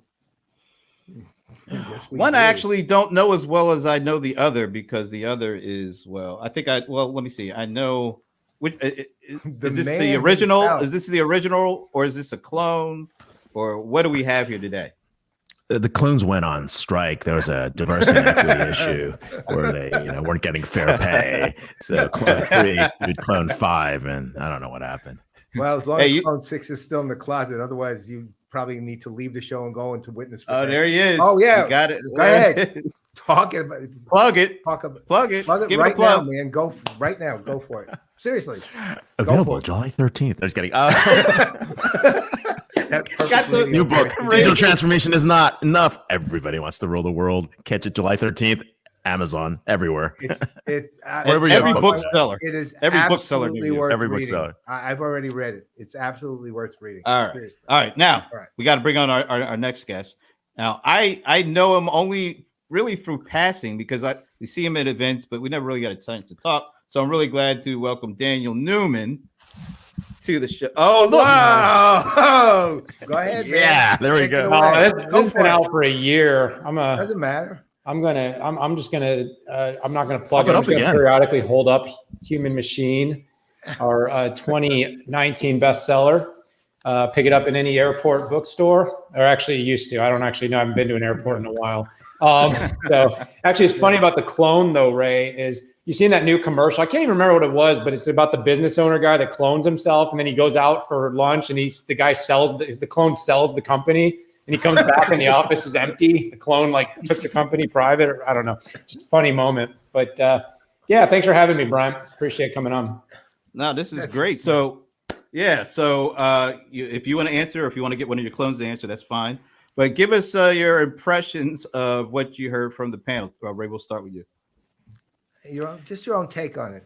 Yeah, I mean, I think the main thing is we're going to see a lot of mergers and acquisitions coming forward. Whether you go private, whether you go DPO, we're doing IPO, or whether we see a SPAC, I think all those options are out there. There's more money in the market than there are companies to invest in, and that's what we've been seeing. I've been talking to a lot of LPs, a lot of early stage investors. It's kind of a mess, right? I mean, so people are chasing after startups, and that is definitely true. People are chasing after acquisitions. If you're like $1 billion valuation and you're running something like 100 million ARR, you're a risk, right? People want to go after you, and they're definitely going to give you lots of money, and they see an end game.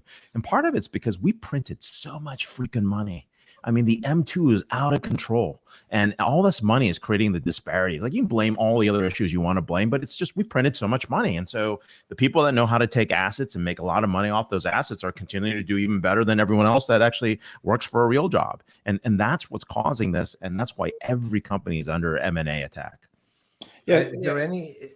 Well, let me actually follow that up before you go, Daniel. Is there any particular specific markets that you think are sort of just ripe for the taking, so to speak? There are. And what I'm really looking for are companies that built on some of those digital giant principles. And a lot of it really is customers that compete on data, customers that disintermediate account control, customers that understand how to not just do a digital channel, but understand digital business and digital monetization models, and also companies that are playing long-term to win. And do you guys see the movie The Last Blockbuster? It was kind of funny on Netflix. No. I was watching it, right? And the CFO made a case, and I don't fully believe him, but at some point, Blockbuster and Netflix were even in the streaming wars. But the problem was Blockbuster was treated as an ATM by Viacom, right? They basically like, hey, keep printing money. This is great. And then when the debt crisis happened with Lehman, they ran out of money.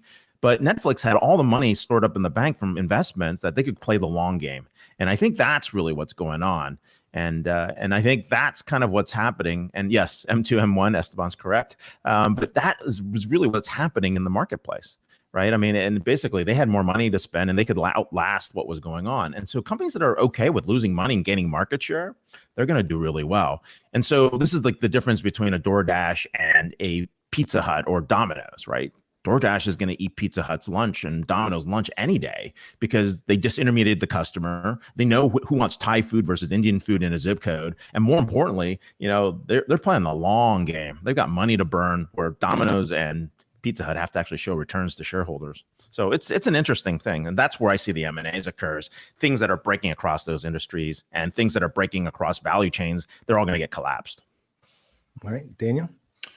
Yeah, well, first of all, Ray, what you said is kind of interesting. And I was listening to the panel talk, and one thing that everybody needs to know is the smartest people make money on the way up and the way down. That's happening absolutely right now. You can see we have a huge disconnect right now between the individual stock performances and the indices. I know it's not a stock picking show, but we actually have entered a stock picking market. The indice looks great, but actually a lot of companies are getting hammered. We talked about SPACs. We talked about speculative. And the thing is we need that innovation ecosystem. We need innovative companies, but valuations really depend on the goals and the outcomes, right? You want to know why the SPAC market's actually really getting killed right now? It's because the companies that make all their money on IPO participation aren't making any money. So they want to actually reduce the interest of companies in taking that route to market. Direct listings and SPACs are bad for big banks. They know this, and they know their days are numbered. So they want to make as much money as possible on every single transaction. And I believe today was actually the day that the disclosures around short interest changed. So now the shorts are going to have to start actually disclosing positions, which is an interesting thing that they never had to do this in the past, because you always have to disclose. You see when people go on CNBC, they have to say long, long, long, but you didn't have to tell anybody when you were short. And I think someone was talking about Chamath, Polypapatia, and he's actually shorting his own companies. And I don't know that that's true, by the way. I haven't done the research, but I heard that and I'm like, whoa, mind blowing. But that's the kind of market manipulation that's going on. Now, back to the original question at hand. Where is it? I mean, data. So Ray, you basically said the entire world is running on data, whether it's at the platform, at the infrastructure layer, or at the apps layer. I always say chips and SaaS kicking ass, and I'm one of the few analysts out there that really does spend as much time in both chips and SaaS. Usually it's like I'm one or the other, but this stuff is becoming increasingly interdependent. You look at the amount of time Intel talks about software. How about NVIDIA? NVIDIA software and frameworks and building, whether you're talking about Jarvis or Merlin, the entire recommender engine that we might be utilizing a CDP or some sort of SaaS platform to get an insight from is actually all being powered by a GPU or some accelerator that's sitting on top of a chip. So we're seeing vertical integration, we're seeing horizontal integration. And by the way, you want to talk about M&A to watch, this ARM deal is going to be an absolute fascinating debacle to see whether or not this thing makes it through regulatory scrutiny. And if it does, it's going to change the CPU ecosystem. And I know, Ray, you're dying to say something, but if it doesn't come through, it actually shifts the entire democratization of IP and the way markets need to look at whether or not IP and how it is valued needs to be completely remodeled from the beginning. So let me stop before. So do you see it going through? Because at the moment it's starting to look a little iffy. Well, it's looked iffy from day one. I mean, look, it's getting iffier. Any type of deal that's that ambitious is going to see massive scrutiny. We even saw, look at Qualcomm NXP. That wasn't even nearly as big of a deal, and that one didn't make it through.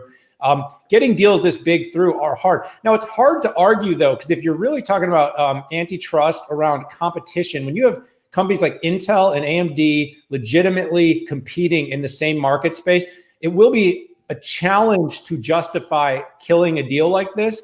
But you also have interoperability of discrete technologies. GPUs and CPUs, for instance, are not designed. They're designed as two separate things. And what we're seeing now is technology is being built to make the two function together. So you saw NVIDIA came out with Grace. And what they're building is this overall CPU that uses CPU, DPU, GPU, NPU to basically connect all this to get all the perfect amount of resources on each chip individually. And as you optimize that, if you do not democratize an ecosystem to be able to build on that at scale, if you hold out on anybody who wants to participate, you're done.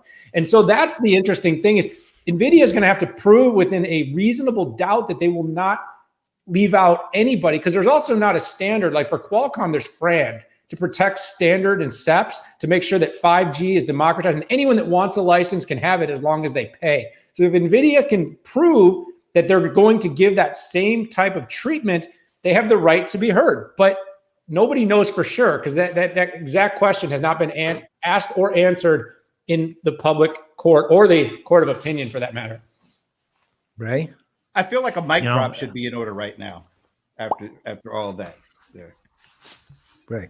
No, no, it's a great point, right? And that's really why, we talk about the regulatory frameworks that have to happen. You want to promote enough innovation, but you want to make sure that there's a marketplace that's available for that innovation to continue. We're getting a lot of benefits from the big tech companies being big, getting to scale, delivering, hey, look, maps are available, voice assistants are available, all these location, augmented reality. This is all free, right? Or built on the backs of our data. And the point is they can invest at this type of scale. But when we shut down markets, when we don't have innovation anymore, when companies buy out companies just to shut them down, like what happened in the age of telecom and the age of industrials, right? Then we have some problems. And we have existing laws to take care of that. I just think legislators don't know how to find the models to bring that back. And I think that's going to be really important to be able to put that together in order to have, the ability to understand what regulations to go after, what regulations to continue to enforce, and then what makes sense in a digital age. So I think that's going to be one of the problems. But I love that example. And that's exactly why Apple's fully vertically integrated on the stack. The M1 chip was about getting off everybody else.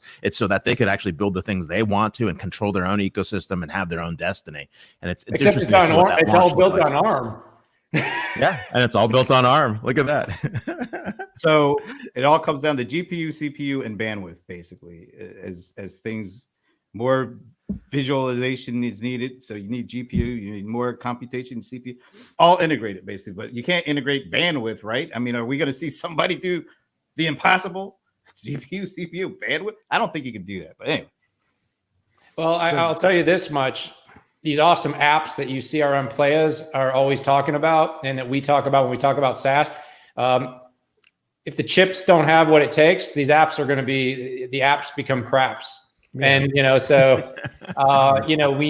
all starts at the semi level, and that's why chips and SaaS kick ass. Well, I think I just recently heard that too. So that's good stuff. All right, guys, this has been great. This has been fun, man. Really appreciate it. There it is. Get the books. No. Get the takes in there. Get human machine now. So, thanks. All right, guys. Thanks again. This has been great. Yeah. Once again, add it to the mix for sure. That was awesome. Thanks, guys. Hey, thanks for having me on the rest of the show. Oh, by the way, you see my DJ equipment in the back here. Oh, whoa, hold on. You got 3 DJs. Daniel's a DJ too. So we did start there. I don't have it in the back, but I did threaten Ray when we were talking in the backstage, guys. I know we got to run, but I did threaten him. I said, someday we should jump on and do a completely digitalized mix where we mix each other's content remote and we actually can see what we can wait. I'm not a DJ. I have no musical skills. I have no mixing skills, none whatsoever. So I'll host it. We'll do a Playaz episode. I'll host it, and the 3 of you do it. Wow, that'll be cool. We're in, man. Wait, Daniel, I haven't heard you say you're in. Come on, I heard 2 others say they are. They do this? I don't know. Yeah. I gotta see what kind of media we got. We'll work it out. You don't have to worry about that. Don't give me that. No, just talk. Don't threaten me with a good time. Yeah, it's gonna be... All right, guys, this has been great. All right, so there will be a follow-up. All right. Bye. Man, so we're going from BYOB to now DJ live stream battles, or just bring your own BYOD. Is that it? BYODJ? No, that doesn't work. That sounds like we'll figure it out. Your own Department of Justice. No, we ain't doing that for sure. No. We're staying away from that. All right, this has been great. So last panel. This has been a great one. I always say this about these, executive round, but all 3 of them have been really good and different and good in different ways. This one is literally light years different than even the other. The other 2, at least you can find some general resemblances here and there. This one is light years different. And interestingly enough, each of the follow-up panels has had a light years different response than the other one, than the actual the follow-up analyst and the PIRs. Light years different response than the panel itself. It's just amazing. Yeah. All right. So last but certainly not least, 2 more of our buddies. Kate. Kate, get that mic working. You got it muted. There you are. There you are. How you doing, Kate? Good. Anyone else with me? Yes. Oh, yeah. You got one more. You should ask. There's the Mr. man himself, Vinny. Vinny Merchandani. How are you guys? Is Ray still around? He was flouting his book. Hey, Ray, one more beer. I was going to say, how many books do you have in the background there? It's my wife's library. Sorry, kid. Didn't mean to take over. No, please. All right. So, My guys, bookshelf is very small compared to yours. mine's completely empty compared to yours. It's blue. It's a blue. I've got a lot of records and CDs, but I have a lot of thoughts in my head. That's about it. So, listen, guys. So I don't know how much of the panel you heard, how much you didn't, but listen. What we're looking at, obviously, we looked at a lot around each of the panelists: VC, PE, angel, and corporate investor. It's like somewhat different perspective. Just tell us how you're looking at the post-pandemic world, the pandemic world, what's changed in terms of what people are looking at, what markets they're looking at. What's your take on all of this? It doesn't have to be a riff off of theirs. It could be your own unique takes on it. So, Kate, why don't you start, and then Vinny, you kind of follow up and let us know. Sure. I think Keith said it really well when he said every company is on a journey, and they're looking to partner, acquire, get acquired by others to help build a stronger technology offering to fill in gaps, or to perhaps extend their portfolio in an adjacent area to keep up with the trends, or to extend expertise, like do an acqui-hire. I see a lot of movement in industry-specific business applications. For example, in the CRM world, all the excitement around healthcare clouds or nonprofit clouds or public sector clouds, financial services clouds, because it gives that rapid time to value. I see companies even thinking about, in terms of acquisitions and mergers, to offer industry capabilities, even last mile industry capabilities, to allow doctors, hospitals, and healthcare, for example, to be able to modernize and get that quick value out of their purchase. So in addition to industry clouds, I see just a lot of movement and excitement around like digital commerce, conversational commerce. And then like our former Ray and talked about data and analytics, and being able to use data and analytics to drive real business outcomes. So it's not about the thousands and thousands of chatbot companies out there, but they have to be plugged into a broader ecosystem to be able to help generate real value. Anyway, that's my take. Vinny? Yeah, so, first of all, Paul, you mentioned, kudos to you guys for bringing 4 different perspectives. These are all, my God, they're smart people. I can't believe the lady actually said she complimented us analysts. They're way smarter. So I enjoy. I didn't listen to it completely, but I enjoyed their perspectives, especially Scott's. The one thing that surprised me, to Kay's point, was, in 2020, I just saw vertical edge applications either allow people to survive or thrive, right? Telemedicine in healthcare, PPP loans in banking, distance learning in higher education, last mile delivery in restaurants, warehouse automation for fulfillment of e-commerce, virtual home tours in real estate. There wasn't an industry that didn't have some form of customer interaction that was very unique to their industry, right? And as Kay mentioned, some of the bigger vendors are starting to talk about industry clouds. So I thought the investors would be talking a little more verticals. They did, okay? And I understand why. They have a different set of lenses than I do, and I tend to deal more with corporate buyers. So their lens is much more industry specific. The other thing that has been kind of bubbling inside me for 25 years, I'm going to date myself, and came out last week one of my former Gartner analysts posted on LinkedIn that it's the 25th year of Roy Shorty's service-oriented architecture. He did that 25 years ago. Of course, now we are into microservices. My God, the whole world has moved to that microservice model, right? So in the technology world, we just focus on services that are digital services.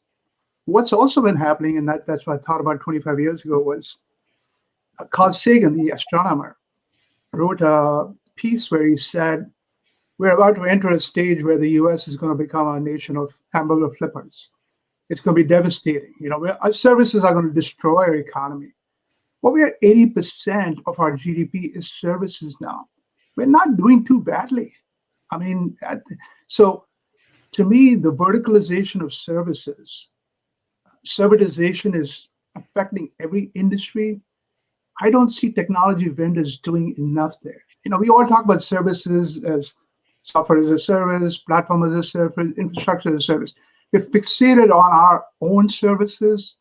We're not doing enough for, I'm looking at every industry is moving into all kinds of field service, all kinds of machine learning for mixed reality, for field service, just the whole market, robotics and service, it's being transformed. And I think that a lot more investment needs to go into that area. So those are my two observations. But these are awfully smart people. They know what they're doing. They don't need my advice. Yeah, they do. Yeah, likewise. And I think it's more than just mergers and acquisitions. It's also a focus on building alliances. For example, service providers and vendors coming together to cooperate to help support the needs of a particular industry.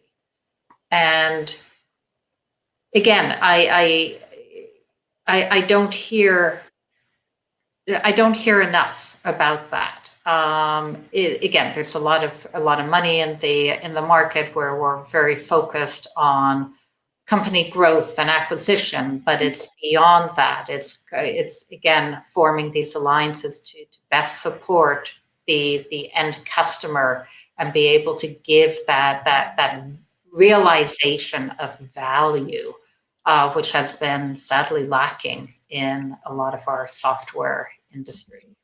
One thing I would compliment them, they sounded awfully disciplined. And when you look at the amount of money that's floating on Wall Street right now, between all the SPACs and the direct listings, and you just worry that there's no discipline there. These guys are still fairly disciplined, and that's good to see. So let me ask you this. I was curious because I noticed their perspectives were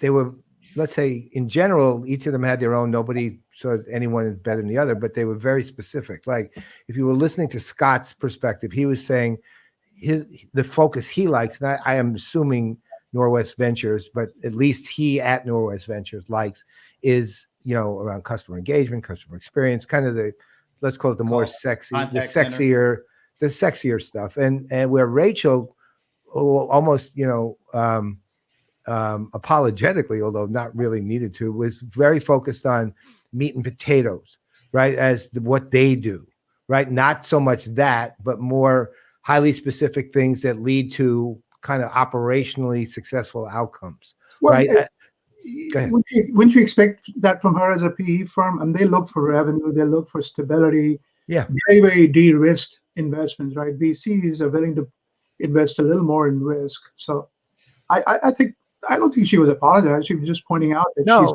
she's different than Scott or Keith.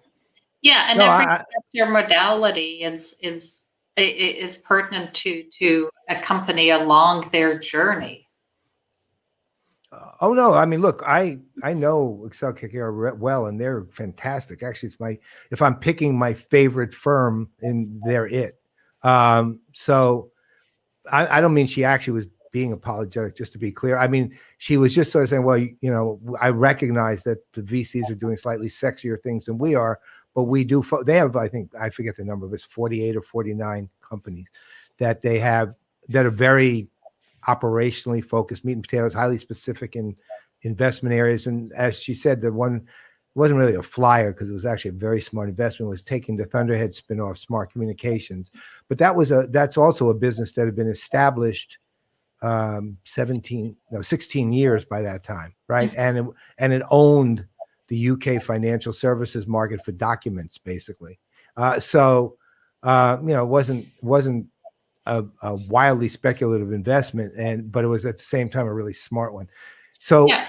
and then, Or I was so, going to say, or the work that they're doing, building Sugar CRM out with Right. all their adjacent acquisitions like Sales Fusion Yep.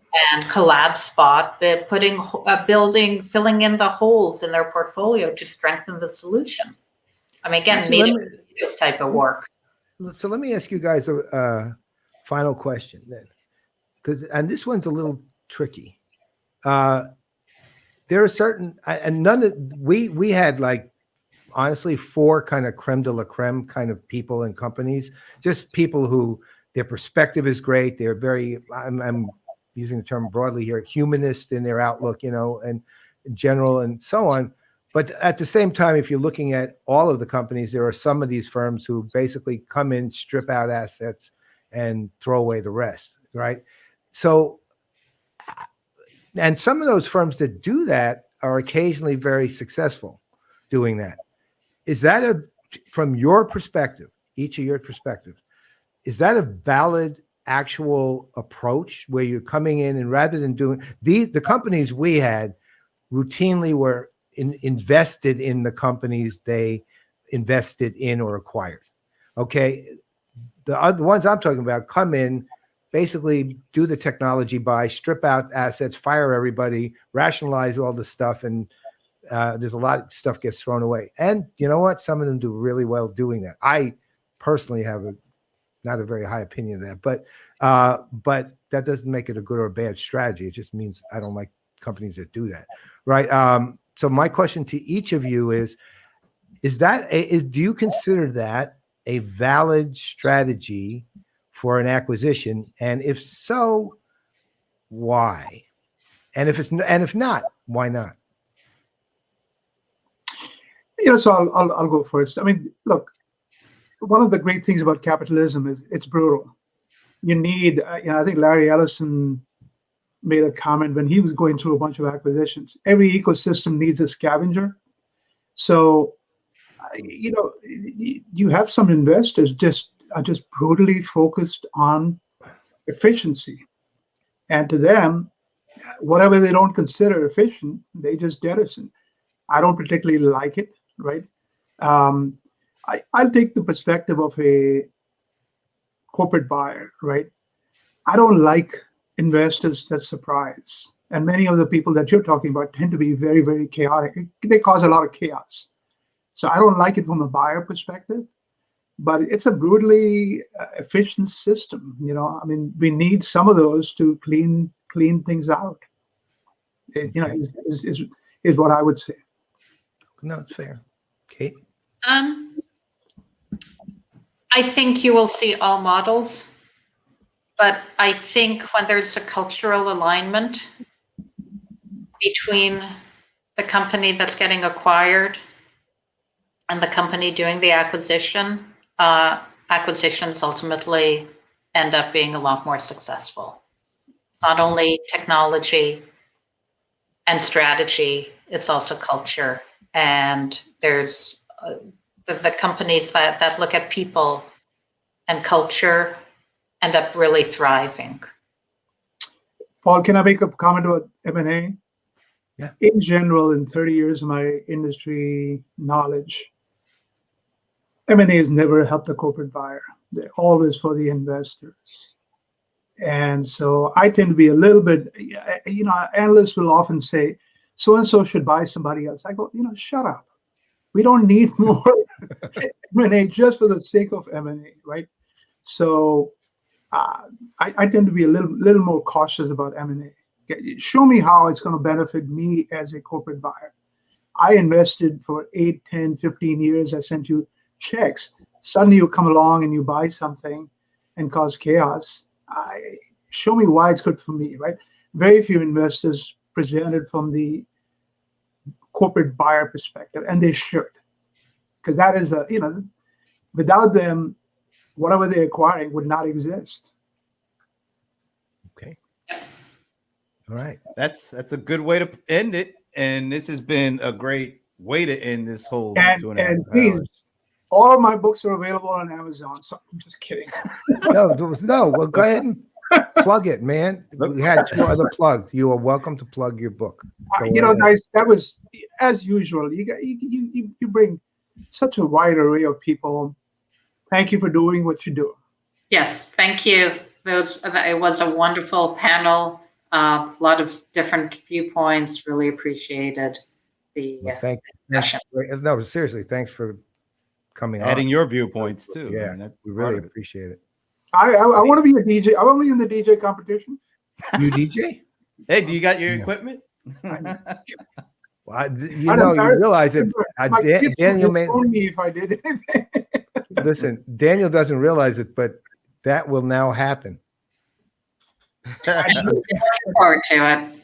This is literally how BYOB got formed. Same way. Ray is so competitive. I would hate to do anything with him. No, it's all right. It's okay, man. The three of them, well, they're going to mix, man. They're going to do joint digital mixing somehow. I honestly don't know what the hell Daniel was talking about there, but at the same time, it sounded so interesting and cool. Just makes complete sense for Brent, Ray, and Daniel to do that. Brent, you got me in trouble with YouTube. I ran a little bit Zoho Day, and they sent me a violation notice because he played some. Who did you play that? You know what? They give you those notices, but if you look closely, a lot of them are for countries that I can't even pronounce. They'll block it from like East Mongolia or something like that. I don't know. Don't worry about it. We're good. We're good, man. But thank you again. This has been great. Thank you so much for thank you guys. You were wonderful. All right. Thank you. Absolutely. All right. What a 2.5 hours. Yeah. That was great. The 75-minute hour, the 2.5 hour. That was a great hour. You know what I really liked about this one in particular, because I like all of them that we've done, but for this one, it was great to have so many, like the different perspective from each kind of investor, the VC, the private equity, the angel, and then the corporate. And for me, it really helped fill in some of the gaps as to how different they truly are, how their perspective and their approaches are really different from one to the other. Well, I agree. Rachel really kind of did sum it up at the end there when she was just sort of looking along the value chain of the whole thing too, which was really kind of a fascinating way to put it, which went from, basically Keith to her to VC. Well, the VC corporate investment thing could veer in either direction, really. It could go veer towards kind of VC branch to either one. PE. Right. Yeah. Exactly. But ultimately, the straight line went from Keith to Rachel to the fork in the road, so to speak. Right. And I found that just fascinating. And also, I think to Vinny's point, Anand's point. Well, who was one? It shows you how old I am now, or how long this has gone on. Tell me the point, and maybe I'll be able to tell you. The point was how disciplined they are. That point. Was that Vinny? We just said that. You know what? I think it was actually Anand. Actually, I think it was multiple people who said that or alluded to that. Well, that was amazing, and that you could see that each of them had a very clear perspective on what they needed to do for their companies, and also what they were interested in. And the other thing was, and this was indirect, but how well acquainted with their portfolios they really were, all of them. Right. Well, which was, because was easy for them to bring up examples, right? Easy. It wasn't like they had to think about it. They just knew. And it was like, boom. And they were out. I think that's because, and I think this came up with a conversation I had with Scott previously to this. They don't invest in companies as much as they invest in people and management teams and the relationships that come with it. And so, yeah, I think that's why they're so easily are able to. I mean, they were able to rattle off examples. You know, they didn't have to think about it came pretty straight to them, and I think it's because it's not just investments; it's really people and relationships that they invest in as much as they do the company.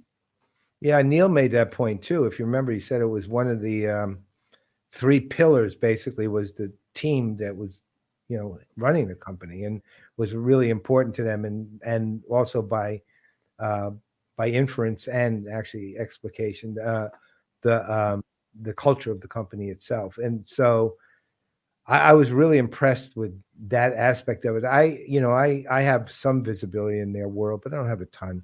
And I'm always amazed at, I mean, if you're looking at it on the surface, they're playing with a lot of money here. Right? It's a lot of money being tossed around, and you can't just kind of, I mean, as much as I was kidding, you really can't take a flyer on anything. But the other thing, though, is they're playing with a lot of money, but that money can't be parked. The reason that they're playing with a lot of money is because those folks want them to make even more money with all that money. Yeah. And so they have to find things to invest in, or else that money goes away. And I think that puts a lot of stress in that whole area, because people not only expect you to invest money, they expect you to make a lot of money on those investments. And yeah, they don't give you a whole lot of time to get it right either. Yeah, well, that's the interesting other side of it. See, one thing I always have liked about PE, at least Rachel and Accel-KKR is an example of it, is they're okay with sort of longer term investments in the companies that they acquire, right? And even the companies they just place some investment in. They'll I think I don't remember who raised it, but somebody raised the fact that, was it Kate who raised the fact that that Sugar CRM, was given the fund to help them acquire like Sales Fusion and other companies, right? So, and that is the strategy of AKKR, which is, look, we're going to sell this company at some point, but let's spend several years putting money in, putting together the right team, giving them some freedom to build what they want to build. But at the same time, we still own you, but even so, we want to give you the freedom to be a company. And then based on those investments and based of both time, money, and people, then let's see how we do. Right. And so they have to make a good bet, because they're a little more long haul, I think, than some of the other ones out there, but it's just it's a fascinating world that I don't think I do very well in. It's almost boils down to like, some kind of a baseball analogies. PE firms seem to be very okay with solid singles and doubles hitters with a nice batting average.